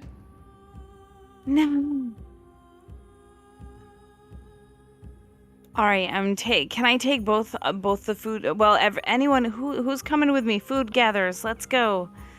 Like we gotta get stuff. Who's coming with me? I think it's like an all hands on deck situation, right? I know. yeah. Certainly seems like it. All right, what have you heard? Like, what have you heard about like a large? Have you heard about a large animal to hunt? Are you hunting down the other cat that Simmons said that he saw? I think so. Did we establish? Oh God, did we establish it was a lion? Was it? I think so. Like, yeah, like we can establish more what did it look like? Like once you got it like out of the snow. Lion bear. A lion bear? Yeah. With a short coat. Yep. No undercoat. So it's just naturally. Oh no, yeah, it's not ready for winter. I forgot. Nope, not ready at all. Yeah, just not used to it. All right. So yeah, go ahead and like you four have found it. Like you find it is currently like has its fangs like sunk into like this massive like white-tailed deer looking creature, but like it's more serpentine than like you would like it to be. Like it has Is four a joints on serpapard each. lion? What's that? It's a serpapard? Serpapard? Serpent leopard? No, not the cat. It's got like in a deer. Imagine if a deer was mixed with a snake. Ooh, I like that. And it has 6 legs. And way too many joints in each leg. So and the I size feel of a like- giraffe. Oh god, I don't know. All right, So- well, The 6th, the cat thing that we are hunting, has taken that down right now. You guys have been tracking it for the last couple days. Go ahead and roll me 2d6 and tell me how it goes. Like gather supplies. oh wait, but I'm rolling for food, aren't I? Yeah. Were you rolling for? You were rolling for food, right? Yeah. Oh, I was rolling for fuel, Oh. and then I was you want- bringing the food gatherers with me. Okay. All right. So should Okay. Simmons or T right can roll? They can only roll on their turn. Oh, Um, okay. So we're after fuel, and like so people are gonna go hungry tonight. Well, wait, can't we do the same thing that I did when we went, when I went with Simmons and he got the food and I got the fuel? Yeah. Okay. Yeah. Well. Yeah, for sure. So this fight between these two creatures has downed many trees. Okay. So you guys can start like hauling those back, but those creatures are still fighting right now. Like so you have to haul these back underneath these two fighting. But Tlalli, Simmons, and T, you look at that giraffe corpse, like after it takes it down and realize that is so much food. If you could scare this cat thing away, you guys could get food. Okay. What's the plan? And Catori, you've got a lot of these people out there with you. Like the whole village has come out to start dragging this stuff back, these trees back. So what's your go ahead and roll your your 2d6. Oh, your 3d6. And tell me how well they're doing. And 3 d6s? Just Catori for this one. She's rolls a 2d6 and then the additional. Okay, so you brought back 10, which, yeah, you're able to keep everybody warm tonight then. So yeah, that part of it goes great, Catori. How do you guys get them back? Like these are basically like a redwood that you guys are dragging back. Well, I mean, these 10-foot tall guys are probably a little buff, and I got a couple friends to follow me, right, from my house or whatever. Oh, for sure. So we just kind of like chopped it up into chunks, and they're carrying chunks back. Yeah, for sure. Love it. Which one of you want to roll to distract the big old cat? I'll do it. All right, give me 1d6. Oh yeah, oh the additional supply gathered roll at the bottom. 1. Okay, so we only managed to get one small piece of food from it. What did it look like to do? Wait, what was the question? So you could have gotten 6 food from this, but you only got 1. and it was basically like a massive giraffe is being dragged off into the woods, and you could only get like a part of it. Did you just like grab a leg? Yeah, just grab a leg, rip it off. Just come back and she's like, I've got my food for tonight. No, it's Frog's food. Oh, there you go. Just like not even a character that counts for feeding, and it's just like make eye contact with everybody while you do it. Are all three of them able to jump in and grab a leg though?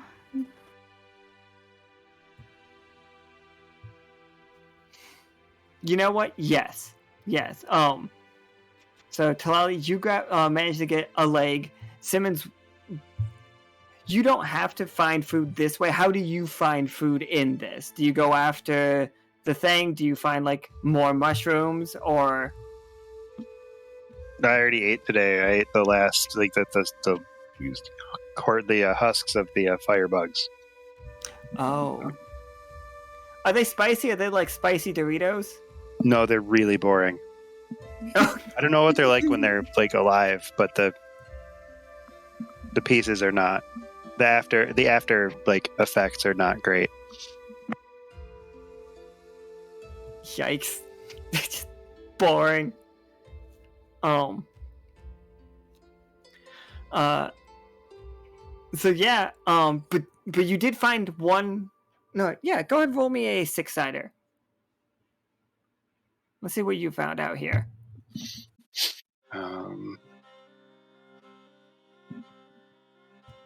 4? Yeah, you found something. What's in the forest during this, like, panther hunt / lumberjacking? There's a couple...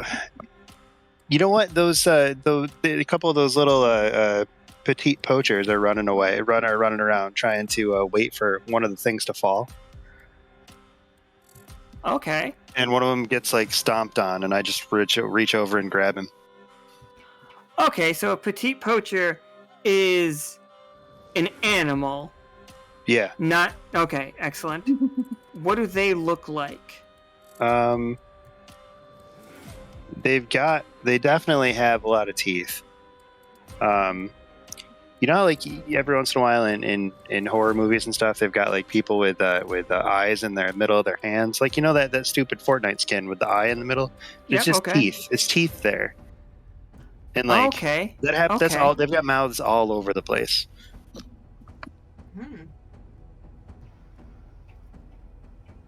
Yeah. Wait, is their the manner of locomotion is also just mouth? I mean, they close the mouths on their what's touching the ground. They don't. That's nasty. Oh, my bad.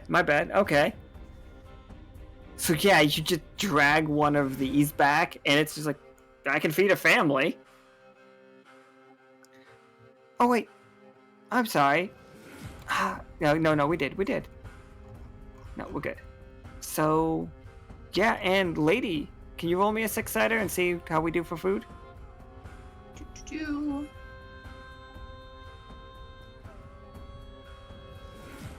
Okay. So yeah, you find like a couple things of food. It can either be off these creatures or like another petite poacher, because we know they're there, or anything else you want to find while they're dragging these trees away. Oh, it's definitely the poachers, for sure. Oh, salad. Just like grab one by the... Do they have legs? Yes. Barely. Tiny little baby legs. I am still not convinced we're not talking about critters. Yeah, it sounds not full like critters. They don't roll up. Come on. But they don't could. turn into a little ball and roll unless you throw them. Unless, like, if there's a stipulation where they can, we're just talking about critters.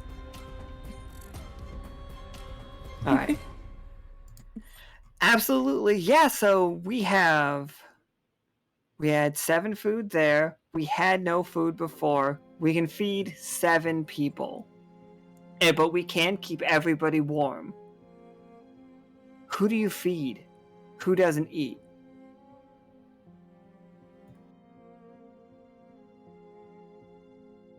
You know what? Greenbrier don't need to eat. Or is it? It's not my house. It's not my house, huh? I think Wildwood would take a hit because he's the elder. He'd want to make sure his town got taken care of. Would be my guess. Okay. So what are we down to? You are at 16 people still alive that need to eat. I think that Bramblefield and move the die. Rivercroft would forego eating because old people.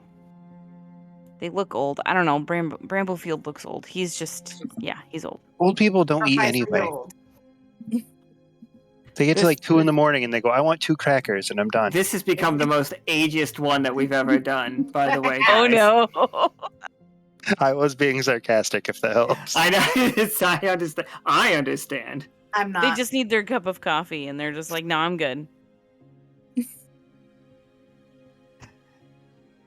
All right. All right. Meadowbrook So looks like he'd sacrifice a meal for the good of the whatever. so easier to go. Who do we think wants to eat? Like, these are the 7 foods that we have. Like, who look like the people that need to eat, that can't go by, like, if they get sick, we need them. Who needs their strength? I think Windy Ridge looks like a little bitch. He needs to eat. He's getting hangry. He is. Like, I'm about ready to push him off a cliff. But not really, because we need that meat, so.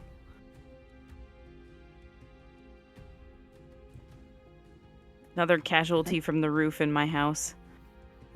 If I'll just like assign them out if you're good, unless you guys. Well, yeah, that's a good point. Those without dysentery, who's still shitting their pants? I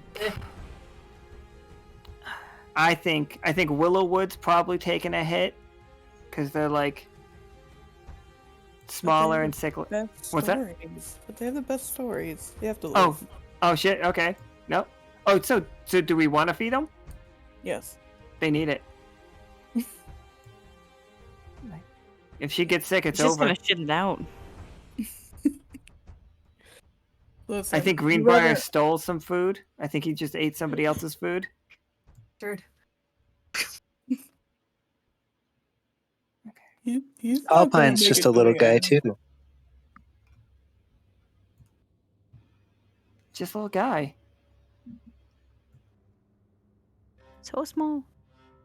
Oh yeah, I gave the name Tall Pine to the smallest one of them, and I still laugh about it. That's great. Okay, I'm gonna give food to these, and now I'm gonna make. Now you draw a card.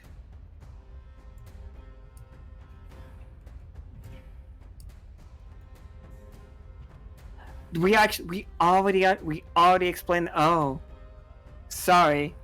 Somebody's gonna have to go hungry. Greenbrier. God damn it, Greenbrier. Yeah, Greenbrier's the one that stole it, but who else has to go hungry, Catori? Who did Greenbrier steal an Bramblefield. extra? Yeah, he stole from Bramblefield. Oh no, Bramblefield. Alright, so sick.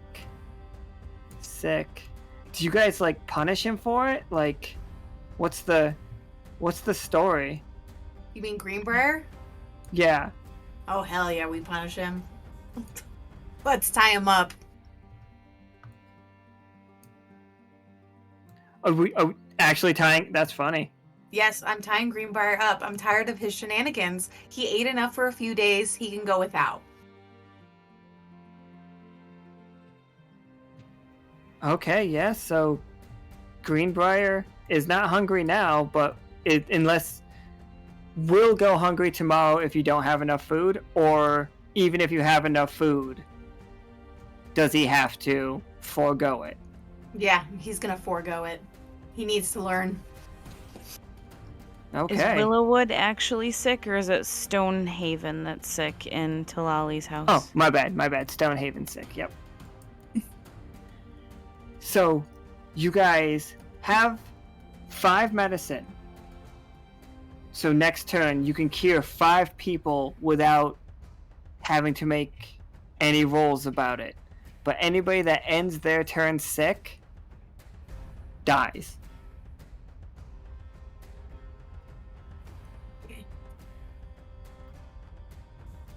Oh wait, no, they're not sick. They're hungry. My bad. They're hungry. You're good.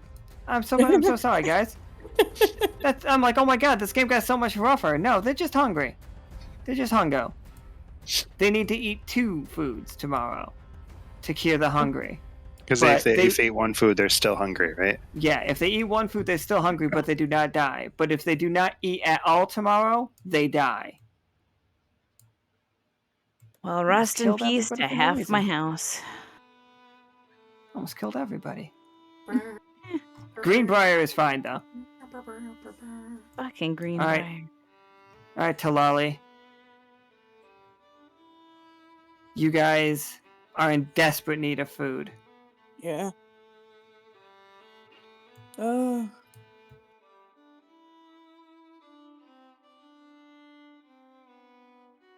Let's go see if we can find something in the forest. Anybody coming with? I'm always coming. I'll be behind you. Yellow. Definitely. Seems more desperate with each day, doesn't it? Yeah. Oh, yeah. Please roll me 1d3, though, Tlalli. Oh, yeah. Let's do this.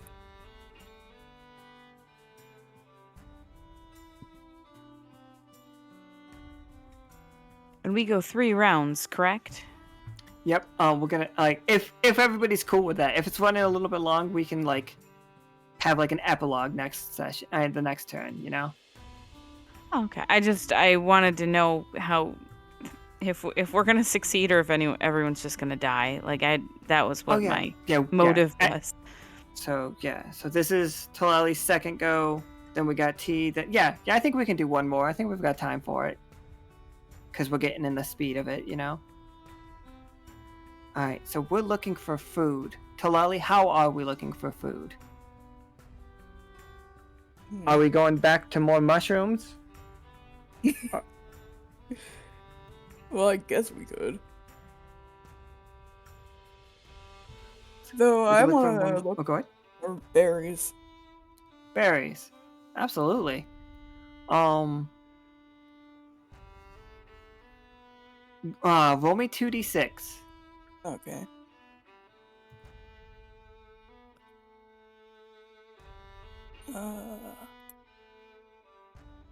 Oh yeah, sorry. I meant the gather spoil, but that's fine. So okay. we have 6. T. You know, there's, like, you've heard stories about them. There is a kind of berry that grows around here called a gemboree. Okay. And they are faceted. Like, they grow right off the vine. Like, faceted, and they have, like, a hard shell, but then they, like, explode in your mouth. Like, but they're about the size of an apple. Like, they're treasured in the area. They're very valuable as just jewelry because they don't rot until you crack the shell. And they are also just, like, very tasty. You find a bush of these. Oh. And you can keep them for yourself. Or we can add 6 to the food. How much food do we have? We have 6 right now. They How much find food? We need, if we want everybody to survive, we need 12. Huh. No, wait. And I keep Yeah. one.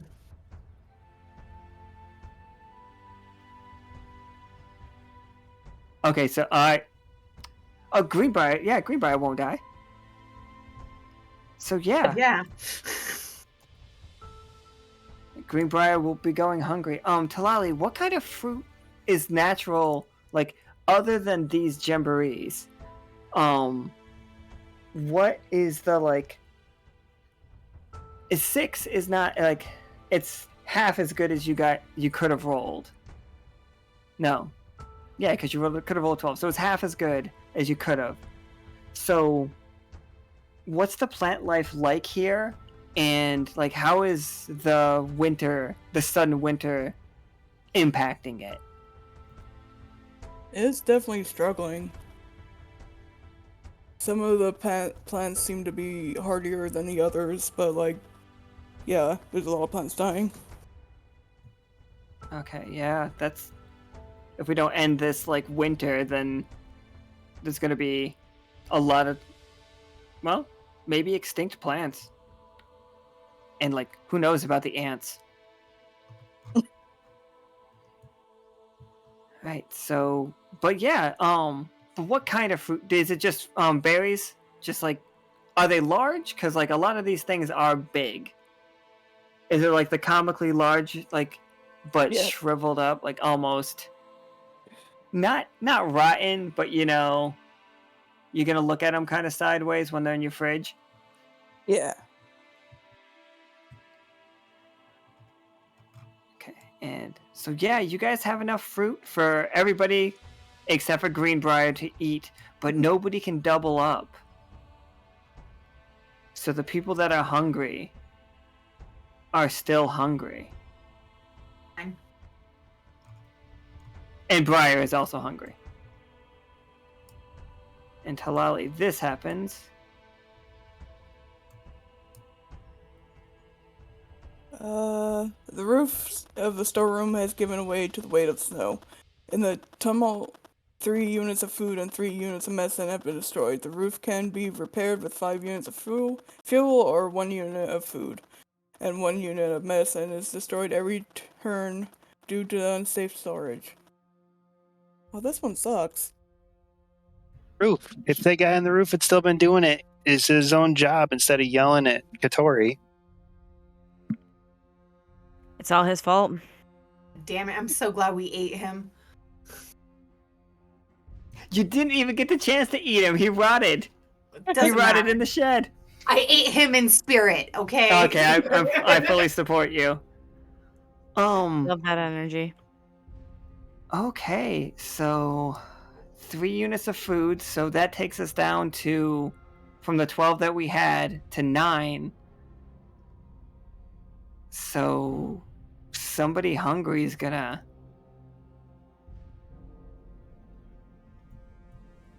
Yeah, wait, no, we can feed. No, we can't feed all the hungry people. And we lose... How many people do we lose?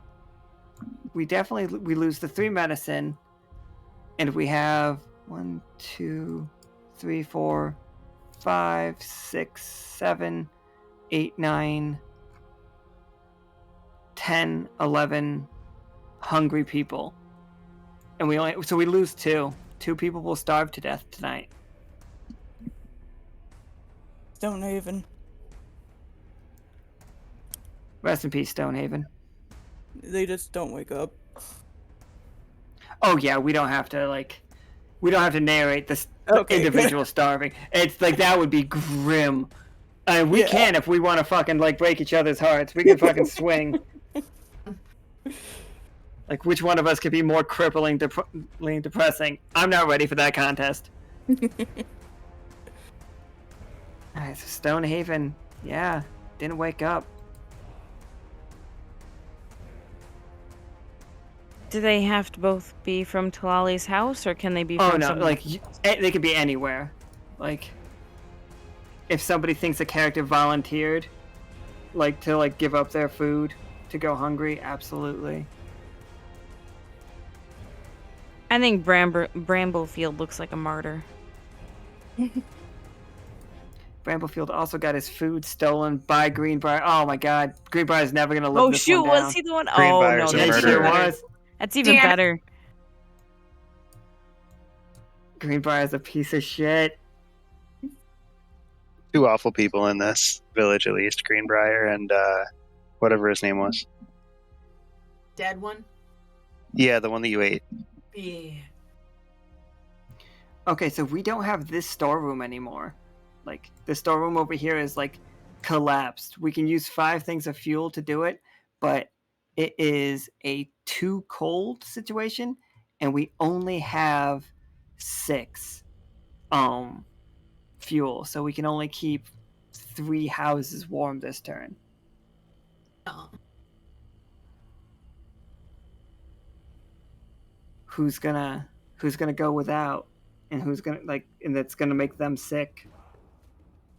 And we only have 2 medicine, and no food, and no fuel. Oh my god. This game is Wait. going south real fast. We can't send people into other houses, can we? Oh yeah, you guys can move people around. Like where the No, wait, no, I'm okay. sorry, no, you can't. That's why the coffins are there Okay. to represent you can't do that. Oh. Because have you guys had time to dig a grave? Oh.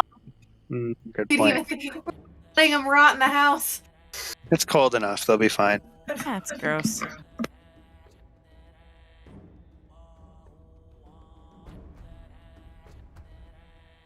Well, so should we have the house with the least amount of villagers do without, or my house since I have them?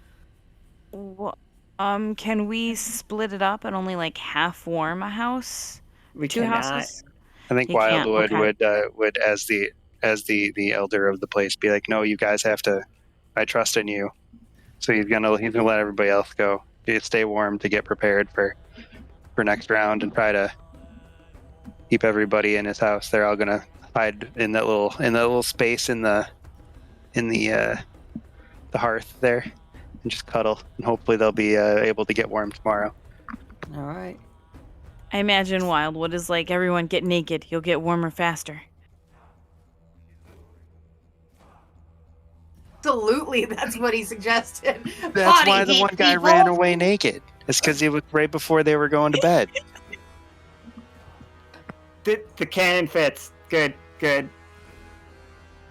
Yeah, so those 4 are sick. But people that starved. Oh, we need one more. Oh no, yeah. Greenbrier killed. Yep. All right, this is and Stonehaven. Poor Stonehaven. We do a vote to eat Greenbrier. I think that's up to what the card is. Unless you just I don't think the people are ready to just murder him right yet. Okay. I don't think they're ready for full murder to cannibalization right now. I Yeah, mean, we're not- we've been cannibalizing. What are you talking about? Well, I did give that guy I forgot ramen. about the no coins.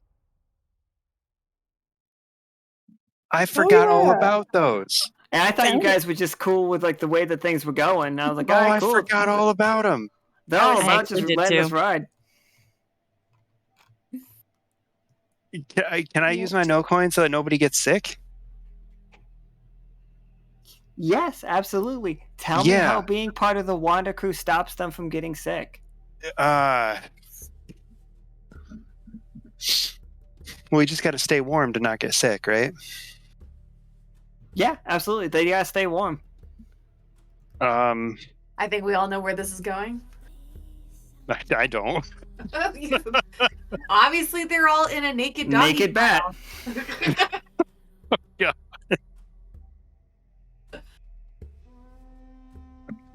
She's like, yeah, does Simmons have an item or anything that you spells, anything? I don't know. Where the hell am I? Way down at the bottom of the character sheet. I know the thing. Because it's a million handouts. Oh, there we go. Yeah. Let me take a look here.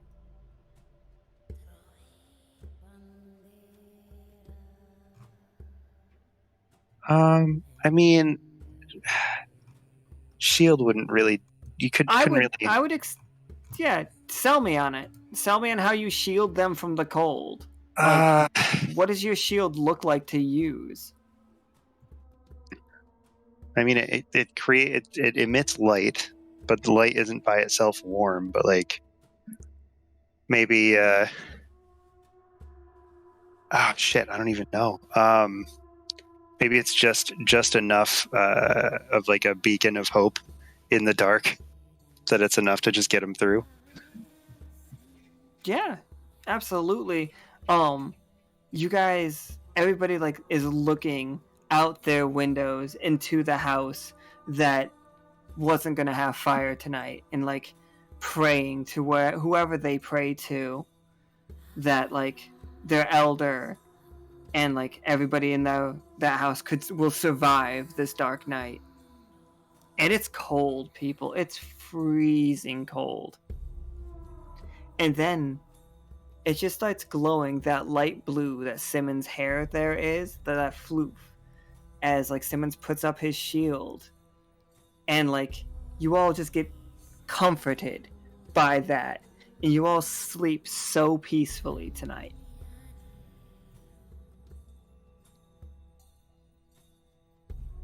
And yeah, that is Tlalli's turn. T, you guys are in some rough shape. We are? Like, yeah, you don't have any food. You only have 3 fuel. No, you have no fuel. Sorry. That's from last turn. You guys are out of fuel.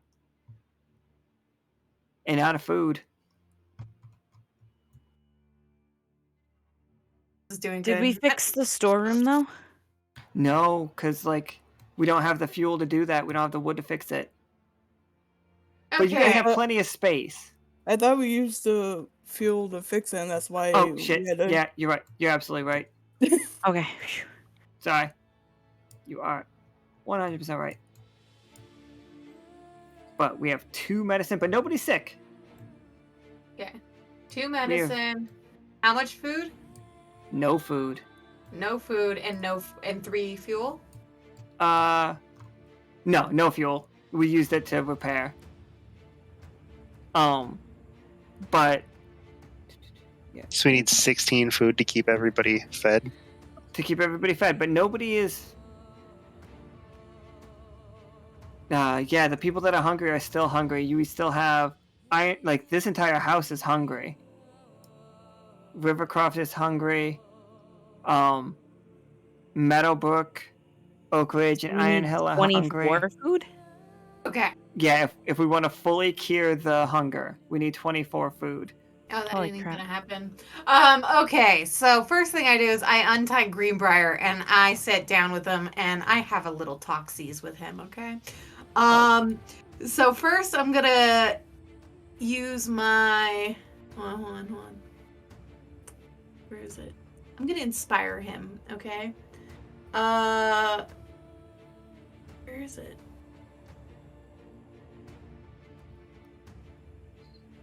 Oh, T, it's so cold. It's sorry, T. It's so cold. I need to mention that.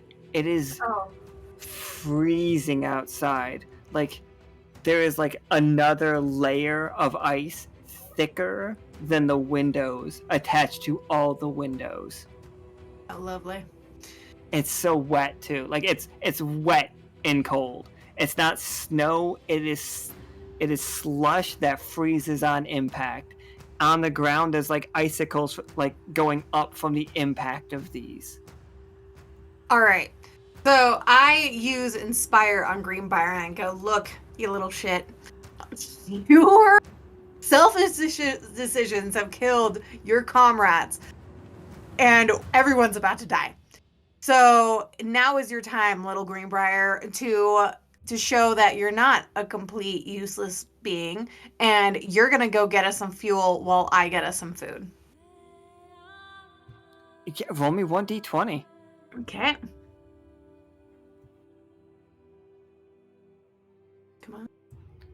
6. Oh All right, my- so that's a tough choice. I think Greenbrier is gonna like. You see. All right, here we go. You guys see Greenbrier like. He's like the main meeting hall, like with you guys. Like this place has terrible like no, it cannot be kept warm. It's terrible insulation. That's so you guys can't all like pack in here at night to sleep. But it is where people go to like meet up and talk. And Greenbriar's is like, T has told me that we need to do this. I will make this sacrifice. And he's just like goes into a room in this house, and he comes out with a wagon wheel that it's a very elaborate shield that looks like a wagon wheel, and he has a spear in his other hand that is written like all along the lines. It has carved words in it, very similar to the cabers that Catori's people have, but almost like how like writing in other cultures is from right to left and ours is from left to right. Like you can tell that it's a completely different dialect. And again, he's 10 feet tall. No, I think Greenbrier is much taller than that. I think Greenbrier is like on the 15-foot tall scale. And the spear is not straight, it's wavy. And it's tipped with a like, it looks almost like a lava lamp as a spear tip, and you can see like some and you can feel it from here. Catori especially, and I know Catori and Tlalli, you two both kind of like take a step back from this. That is a curse. That is like on the same level as Tlalli's mass curse, on the same level as some of those things that were held in the museum at Hymnal. Curse, Catori. Like, this spear tip is that level of power. And like, he has a shield and his and the spear, and he like puts a helmet down. This guy is gonna go out to kill that 6. Like, he's gonna go kill that cat and bring it back as food for everybody. I told him to get fuel. Oh, fuel? I think that's the tough choice. You have to let him go get food while you go get fuel. Oh, yeah. Or- Go ahead. Yeah, that's fine. He can go get the food, I guess. I do think this is going to be like we're going to have like a speed round real quick for the next one. Okay. But so yeah,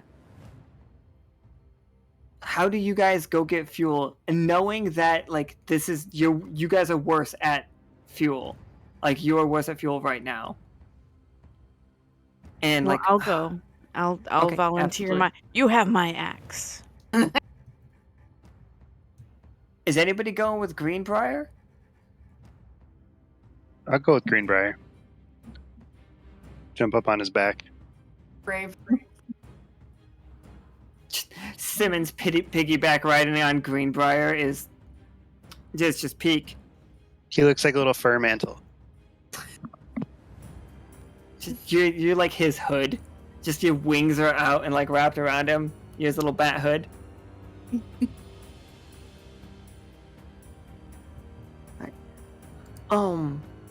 Yeah, so and Tlalli, are you joining T and Catori, or are you joining Simmons and Greenbrier? Greenbrier.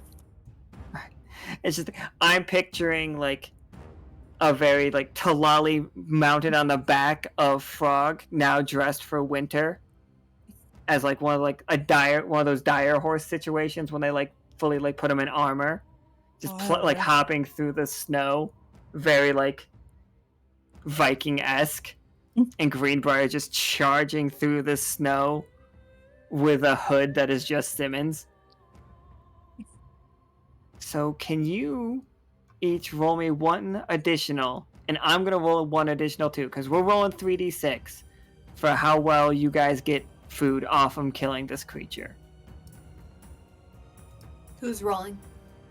Simmons and Trixie, and then you two are gonna roll for food in a moment. I have a few. This is additional. Yeah, additional. I only rolled a 3, so. But you rolled a 4. Alright, so we have 10 food. Does anybody die if we have 10 food? Because everybody's hungry. 3 people that aren't hungry, right? Okay, oh yeah, we have 3 people that aren't hungry, and 10 people that are. We do. We'd lose 13 3 people. Yeah, it was 3 people. I'm sorry. We tried the best we could. But Catori and T, what do you can T roll me 2? Roll me the gather supplies, and Catori, can you roll me additional? Those are good numbers. No, wait, no. It says 10, but I could have sworn that said. I thought T rolled 10 instead of, but it says she rolled 7. That's No, bullshit. Right? It is bullshit. I'm sorry. I think it was one of the dice sitting dumb. So you guys found 11, and you need 12 to keep them. But don't worry, just one house going cold again. I think Wildwood puts forth it again. Oh my god, is it sad? Because he looks to Simmons like Simmons can do it. But Simmons, you don't have the card, the coin anymore. You can't shield them again. I don't have it. That's just means they get sick, right? Yeah, that means they'll get sick. Oh, at first, let's deal out the card though. See what happens. Okay. I'm sorry. It wasn't me. Desperate crows attacked a villager walking from the storeroom to their building, stealing 2 units of food. Yeah, I think Tall Pine. This one here, here's what Tall Pine looks like. They're amazing. Comes running in like somebody sent them to the storeroom for food, and they come running back in with just like burns across her chest, like all over her hair is singed as she runs back in, and she's just like, there was a giant crow, lightning everywhere. And like you guys go outside, and there is just like, it looks like, and like you guys heard like a loud crash and then thunder again. And that's where like the purple lightning was from, as you see the giant crow King Charlie take to the sky with like a large amount, like 2 food worth of that creature, one of the 6s in its mouth as it flies up into the sky. Sorry, can you brief me on what King Charlie is?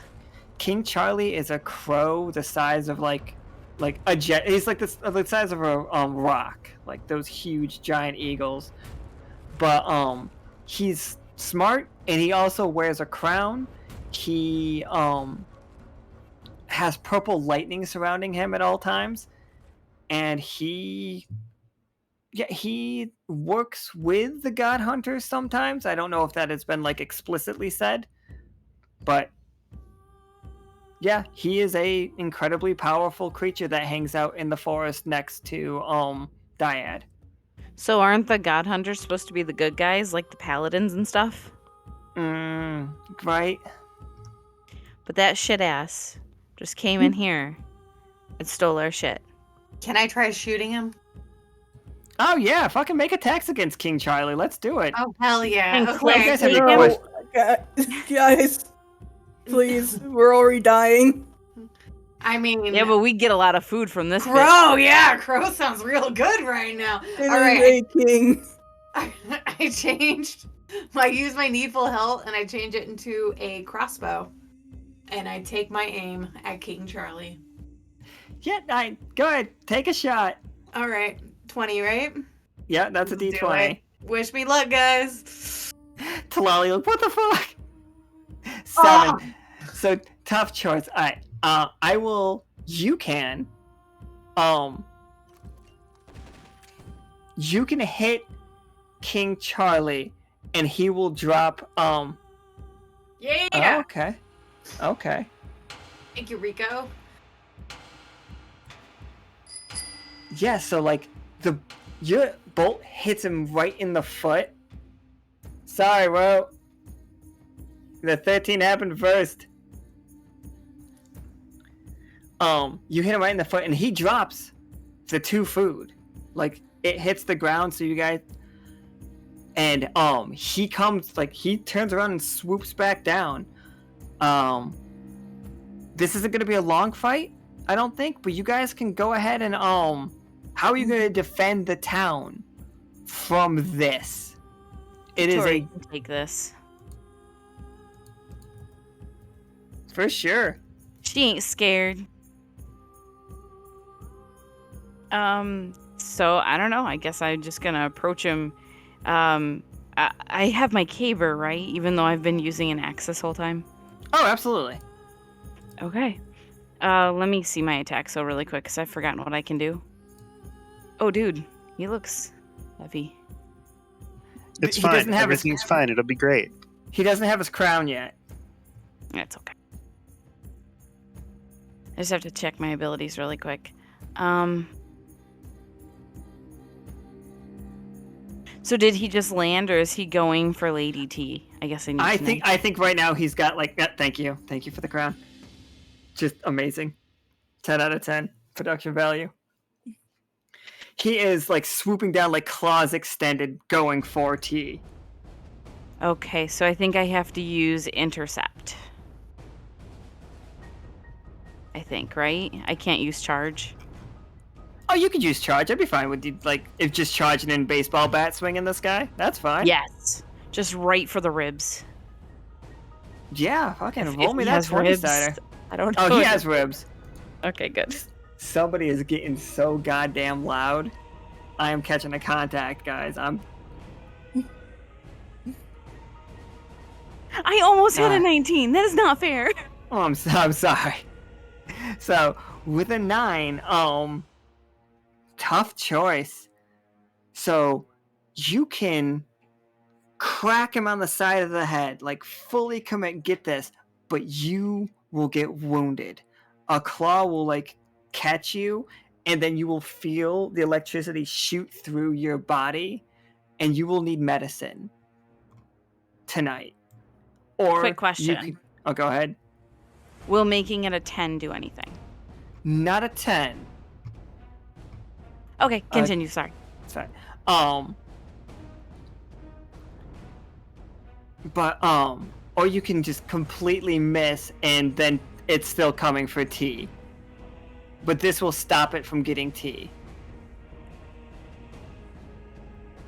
But I would need medicine. You would need medicine, but you would hit it as well. You would knock it down. And if I don't take the medicine, what would happen? If you don't take the medicine, you are going to... Well, the character in the game, you would die, but I'm obviously not going to kill you. I think you are going to be incredibly sick. Like, that, we're going to have to narrate you being very, like, supernaturally sick in the upcoming games.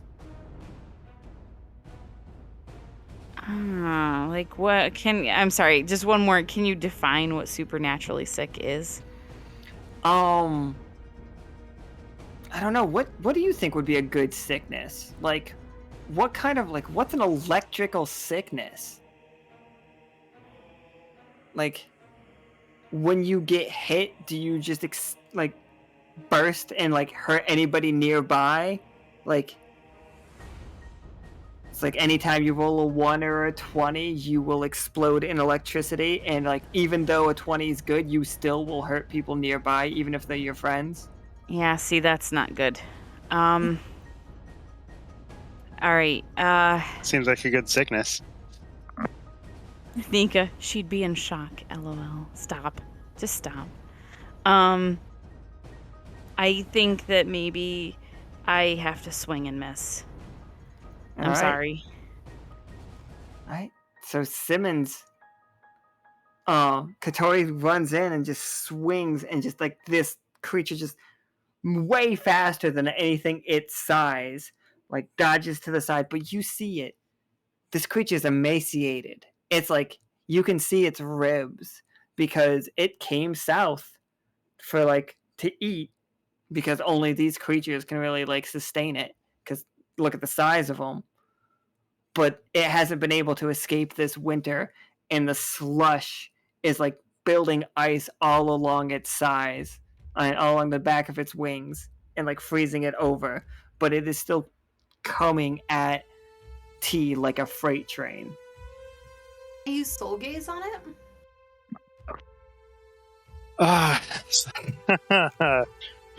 That could be interesting. I really wouldn't be able to stop it from doing anything that way, but I feel like I kind of want to just like draw a sigil on T to repel the fucking crows. Hit the crow. Yeah, alright. This is It's a gonna be a big ass tough. crow. Yeah, it's gonna be a tough sigil to roll. I mean, but yeah, go for it. I've this rolling sigils with Simmons has always worked out well. He's lying. I am. Oh my god! Fucking natural Oh my 20. god. That's sick as shit. Wow. Save my life, Simmons. It's because of the padding.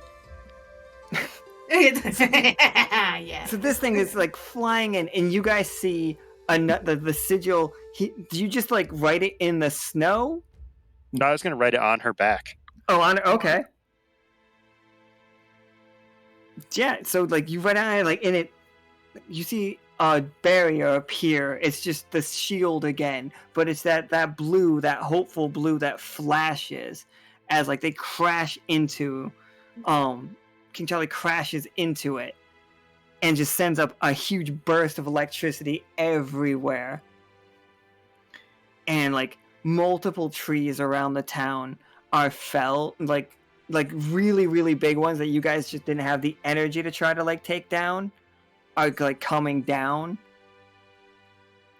And like that provides a good amount of fuel for everybody. King Charlie like shakes his head like back and forth. And okay, that was You said he came south to get away from something? he hunts down here because there's nothing big enough in those woods. Oh, for because him. of all the gigantic things here. Yeah, okay, that makes Mhm. sense. And he hasn't been able to get out. But this is gonna be cool. King Charlie like shakes his head, like realizing that he was about to kill T. And like he looks back and forth, and he looks at Tlalli, and he bows, and it's just like in very much the same way that Tlalli can tell what the Salamander King is saying by body language. It's the same basic language. And he apologizes for it. He hasn't been feeling himself. He ate some very strange mushrooms. Oh, those damn mushrooms. He was tripping too. Well, if you want to make it right, King Charlie, you can try to help us get some meat for these people. And, He's bad at meat right now. and I think this is actually like really good for like Catori making the not getting the hit. If you give him 2 medicine, he will be able to carry you home, or like he will be able to boost your communicators, and you can contact the Wander crew, who have, like, in all of this time you've been missing, they haven't been able to know exactly where you are. Ah. Yeah, let's do it. I mean, let's go home. And, but he will be able, like, and they'll get that message, and they will be able to come get you. But we still are missing 3 food. So those 3 people that aren't hungry, right? Or that don't have the hungry status, Oh. right? Oh no, and we got the 2 food back. Oh my god, we're actually good. Yeah. Oh, okay. Yeah. Like, King Charlie is gonna be hungry, but he's gonna be hungry, not dying. So, I think we mostly won. Yeah, lost Only a couple people died. And like one of them had it coming. Yeah, we did.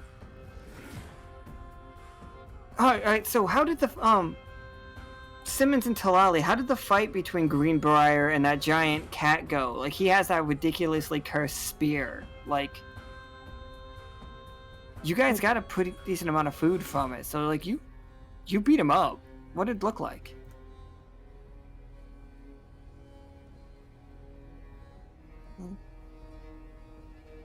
Sorry, I'm tired, so I'm... Oh no, you're good. You're fine.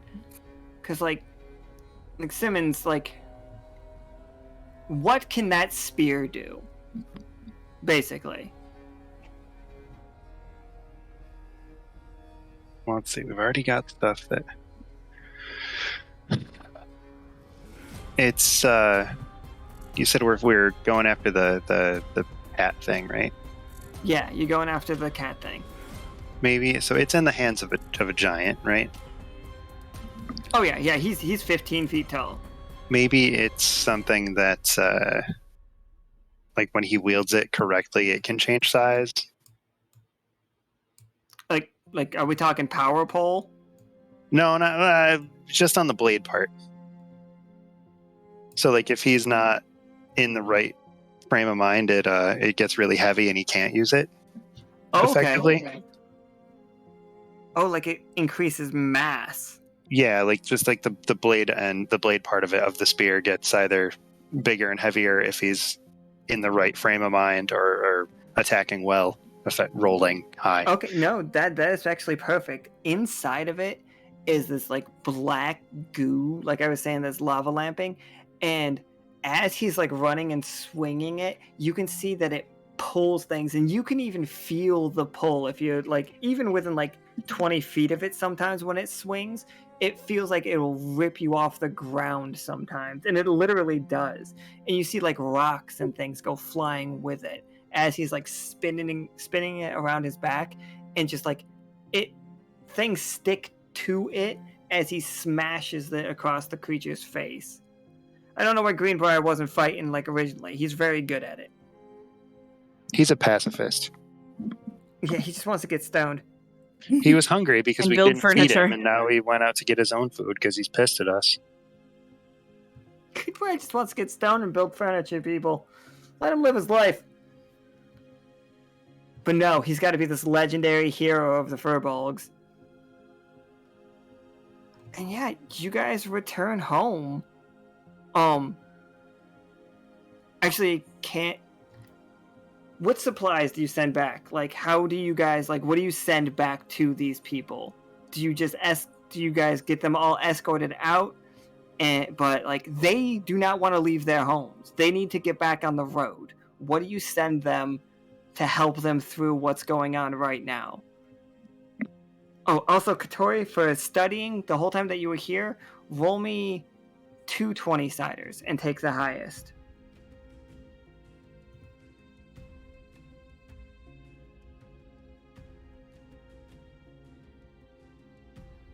Nope, I just disagree with both of those. I'm just gonna give you like what I was gonna give you if you basically roll a 20. I don't like those 4s. I'm not a fan. You realize what happened was there is a giant spell all across the wastes. And that's not actually its name, but we'll give you its actual name when we reveal the side. All along the wastes, all of the roads are a spell. And Osiria accidentally hit a ley line with her freeze spell. And this part of the spell has turned into just a spell that makes it winter. Like, this place will never not be winter until we find a way to change this spell. Oh, snap. Okay. So either they, and like, but these people do not want to leave. It is their sacred duty to travel this path. So they need to travel this path because that's part of the spell. Them traveling this road keeps the spell going. And you don't know what the spell does, and they will not tell you what the spell does, even all the time that you spent with them. They are not ready to have that discussion with you. But what do you guys send back from the thimble to let them get back on the road? Is it just one thing, or can we each pick a thing? You can each pick a thing. I think they need a lot of cloaks and clothing, so Catori sends back, like, things, layers. They can layer up and be warm. Yeah, for sure. Simmons, what you got? What are you sending back? I think if it makes sense, he'd go talk to a couple people and see if they could figure out a way to make something that would draw the fire bugs, like some sort of lure or something, so that they could bring the bugs to them, so that they wouldn't have to go looking for them. Okay, yeah. Yeah, I'm with that. Like some kind of like natural bait for them to like get them to like plant the trees that they like living in behind the Yeah, for sure. T, you got any ideas, or are you looking to cultivate your jamborees? I was thinking, can I send him back a bunch of mushrooms? Just like tell them exactly what the mushrooms are? Yes. Yep. Alright, that's gonna be a fun town, guys. Just keep Greenbrier away from them. Actually, they're for Greenbrier. He redeemed himself. That character had an arc. And Ooh. Tlalli, you still here? Or did it? Yeah. Okay. Do you got anything you want to send back? Or like anything that they need that you can think? Because if you can think of like something that they need, we can like all spitball what we bring back. Probably plants that could survive in snow. Okay, yeah, we can talk to Osiria about that. Osiria would be beating herself up the whole time, like as soon as like you tell her what her magic did. So for sure, what kind of plants are we sending back? Crops, so they can eat. All right, crops. All right. So we don't have to go hunting so much. What grows in the winter, guys? Fantasy world, don't worry about it being too out there. Carrots. Gotta have your fruits and veggies. Asparagus. Asparagus. Yeah, I think that actually does grow in winter. Let me look. Oh, sick.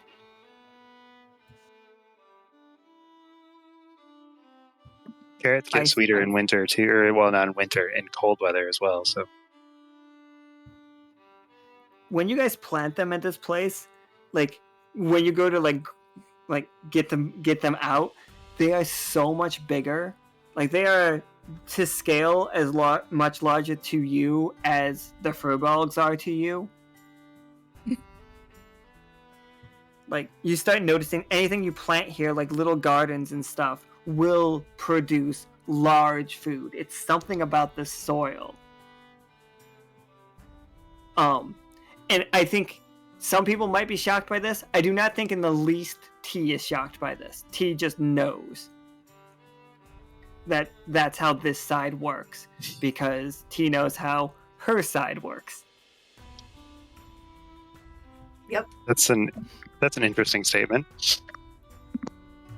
It's just like it's super fertilized. Like everything grows big, not magically. All of these trees are naturally this big. Well, that's a lie. But yeah. You guys saved 16 of 20 people. That is very good based on the last time I heard this game played, where they literally lost everyone. You did give us a boon in the beginning too. I did. Well, Nyx did. So And we I didn't wanted even the use game their to- coins. We only used Right. 1 coin. And you guys I still forgot got all out of about it. Yeah. Like, people did die, and it was a bit sad, but like in the end, it turned out fine. Well, I mean, not for like 4 people. 4 out of 20 is a big number in like real life. Still, that one guy had it coming though. You really That at one least guy one of had them it coming. sucked. So So we only really mourned 3 people. Yeah. Like, one guy got naked, ran into the snow.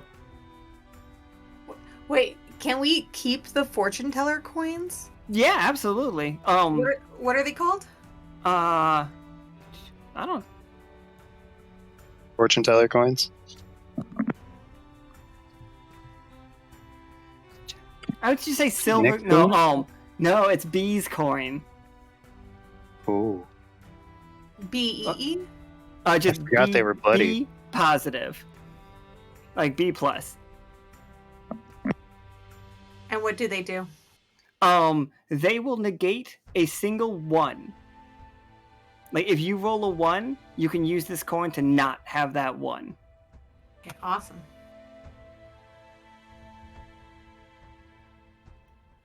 I would have taken that damage, especially if he said I was going to be down. But then, if for future games I could have hurt other people, like Right, that would have been yeah. real bad. No, like, I felt like the game went great. You guys saved the town. It's an inn. I don't know what the inn's called. We were supposed to name it at the beginning, but then I forgot.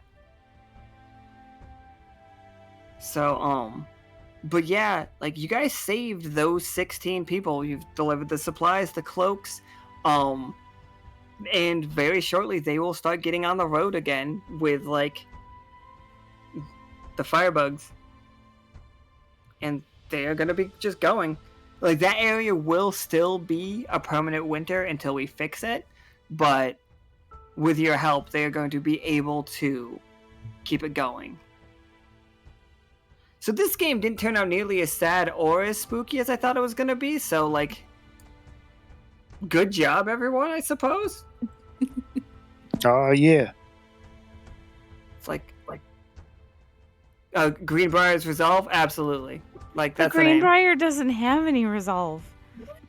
He does now. It's actually his grandfather. Oh, Green- he's Greenbrier the Third or something. Yeah, he's Greenbrier the Third. Ah, It's his grandfather's inn, and, like, he never thought he could live up to his grandfather, because his grandfather slayed 2 6s to build this inn. I like it. All right.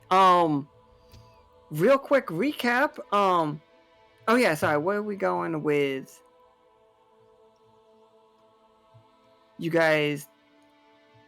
Sorry, I was so focused on this. You guys delivered the. So yeah, Sal, upon receiving his finger, you all see him, like, grab it and just, like, swallow it whole, and just, like, glue.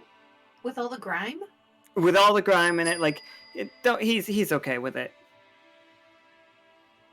And then just like, Vala, yeah, you could play that now.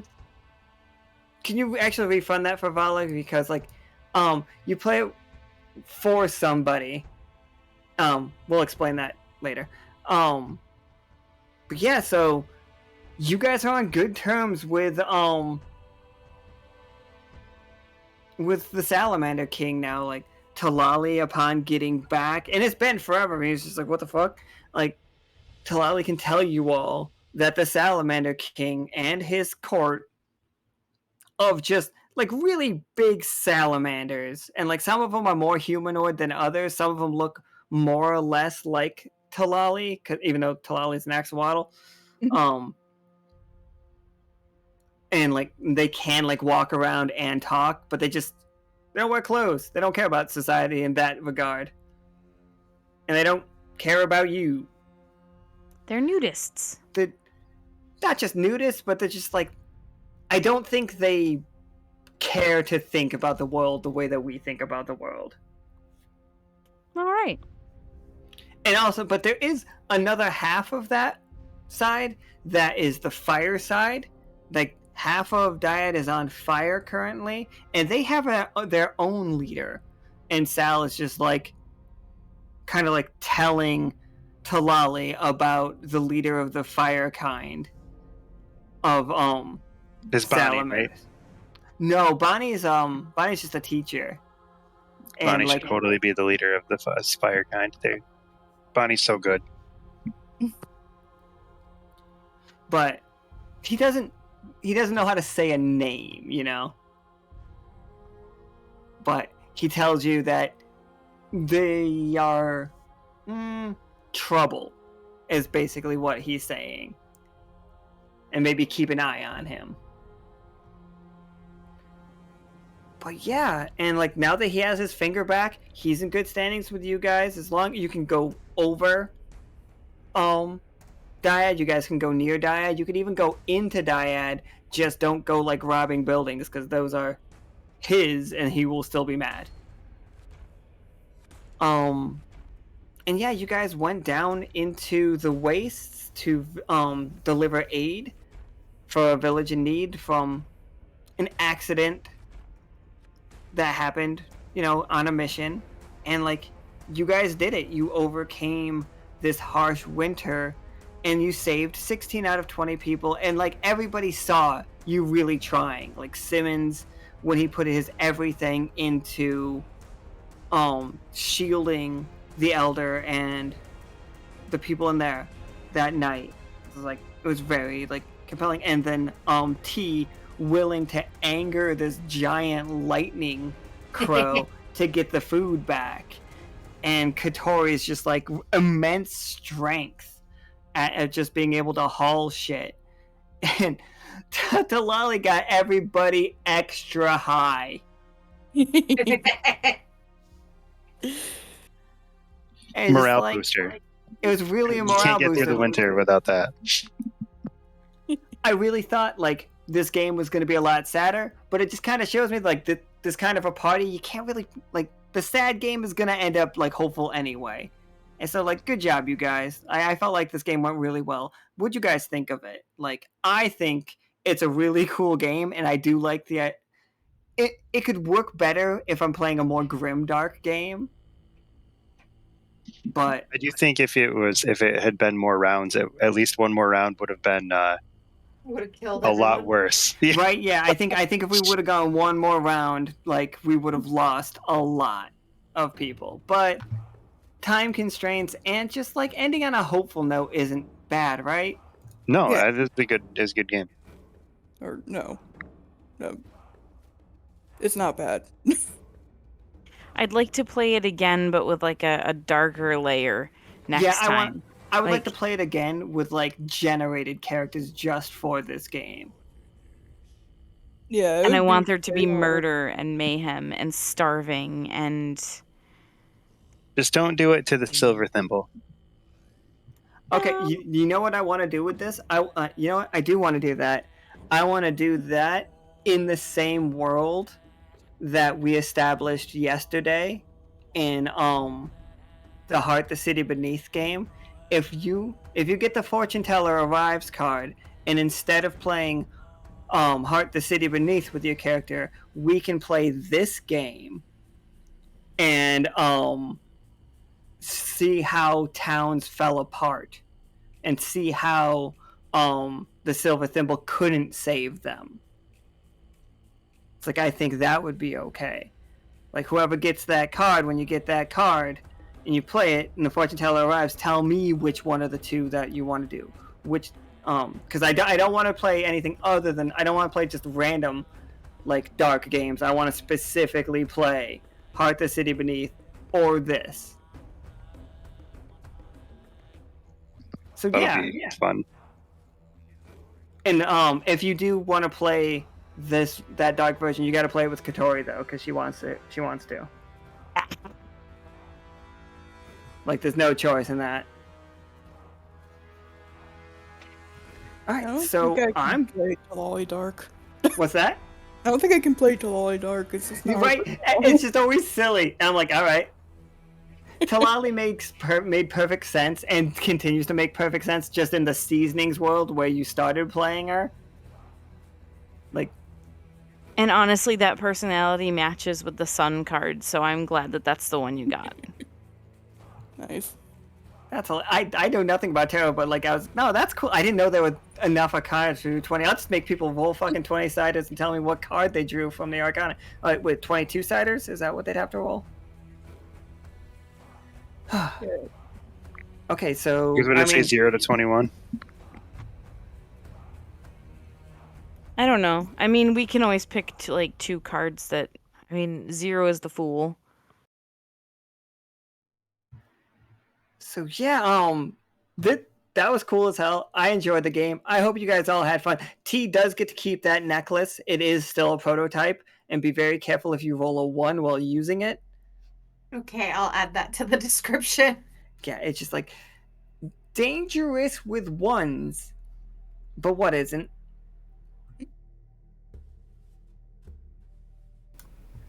And like we play a game called Index tomorrow with Leo, Sept, Professor Winter, and Stone or Cat. And like that game's gonna be sick as shit. Very. Also, I hope hopeful. And then we play Lancer on Monday. We're playing that at 6 p.m. because we pushed that back an hour. That is Zacna, Clovis, Tarkus, and Valentina. I don't know why I did names for one and character names for another. Don't judge me. We're playing Lancer, Battle Royale, in a corn maze. I'm sure it'll be fun. Giant mechs in a corn maze. And then, of course, Giant corn? Giant corn. Giant mechs in a normal corn maze wouldn't really be. It wouldn't really do it. so I think that's a good place to wrap up. Yeah, So we're I'm good. gonna heck right off. Thank y'all so much for hanging out, and especially so many newcomers today. Thank you and welcome. We will be back tomorrow with Index. Bye forever. Goodbye, everybody. Bye. Good night.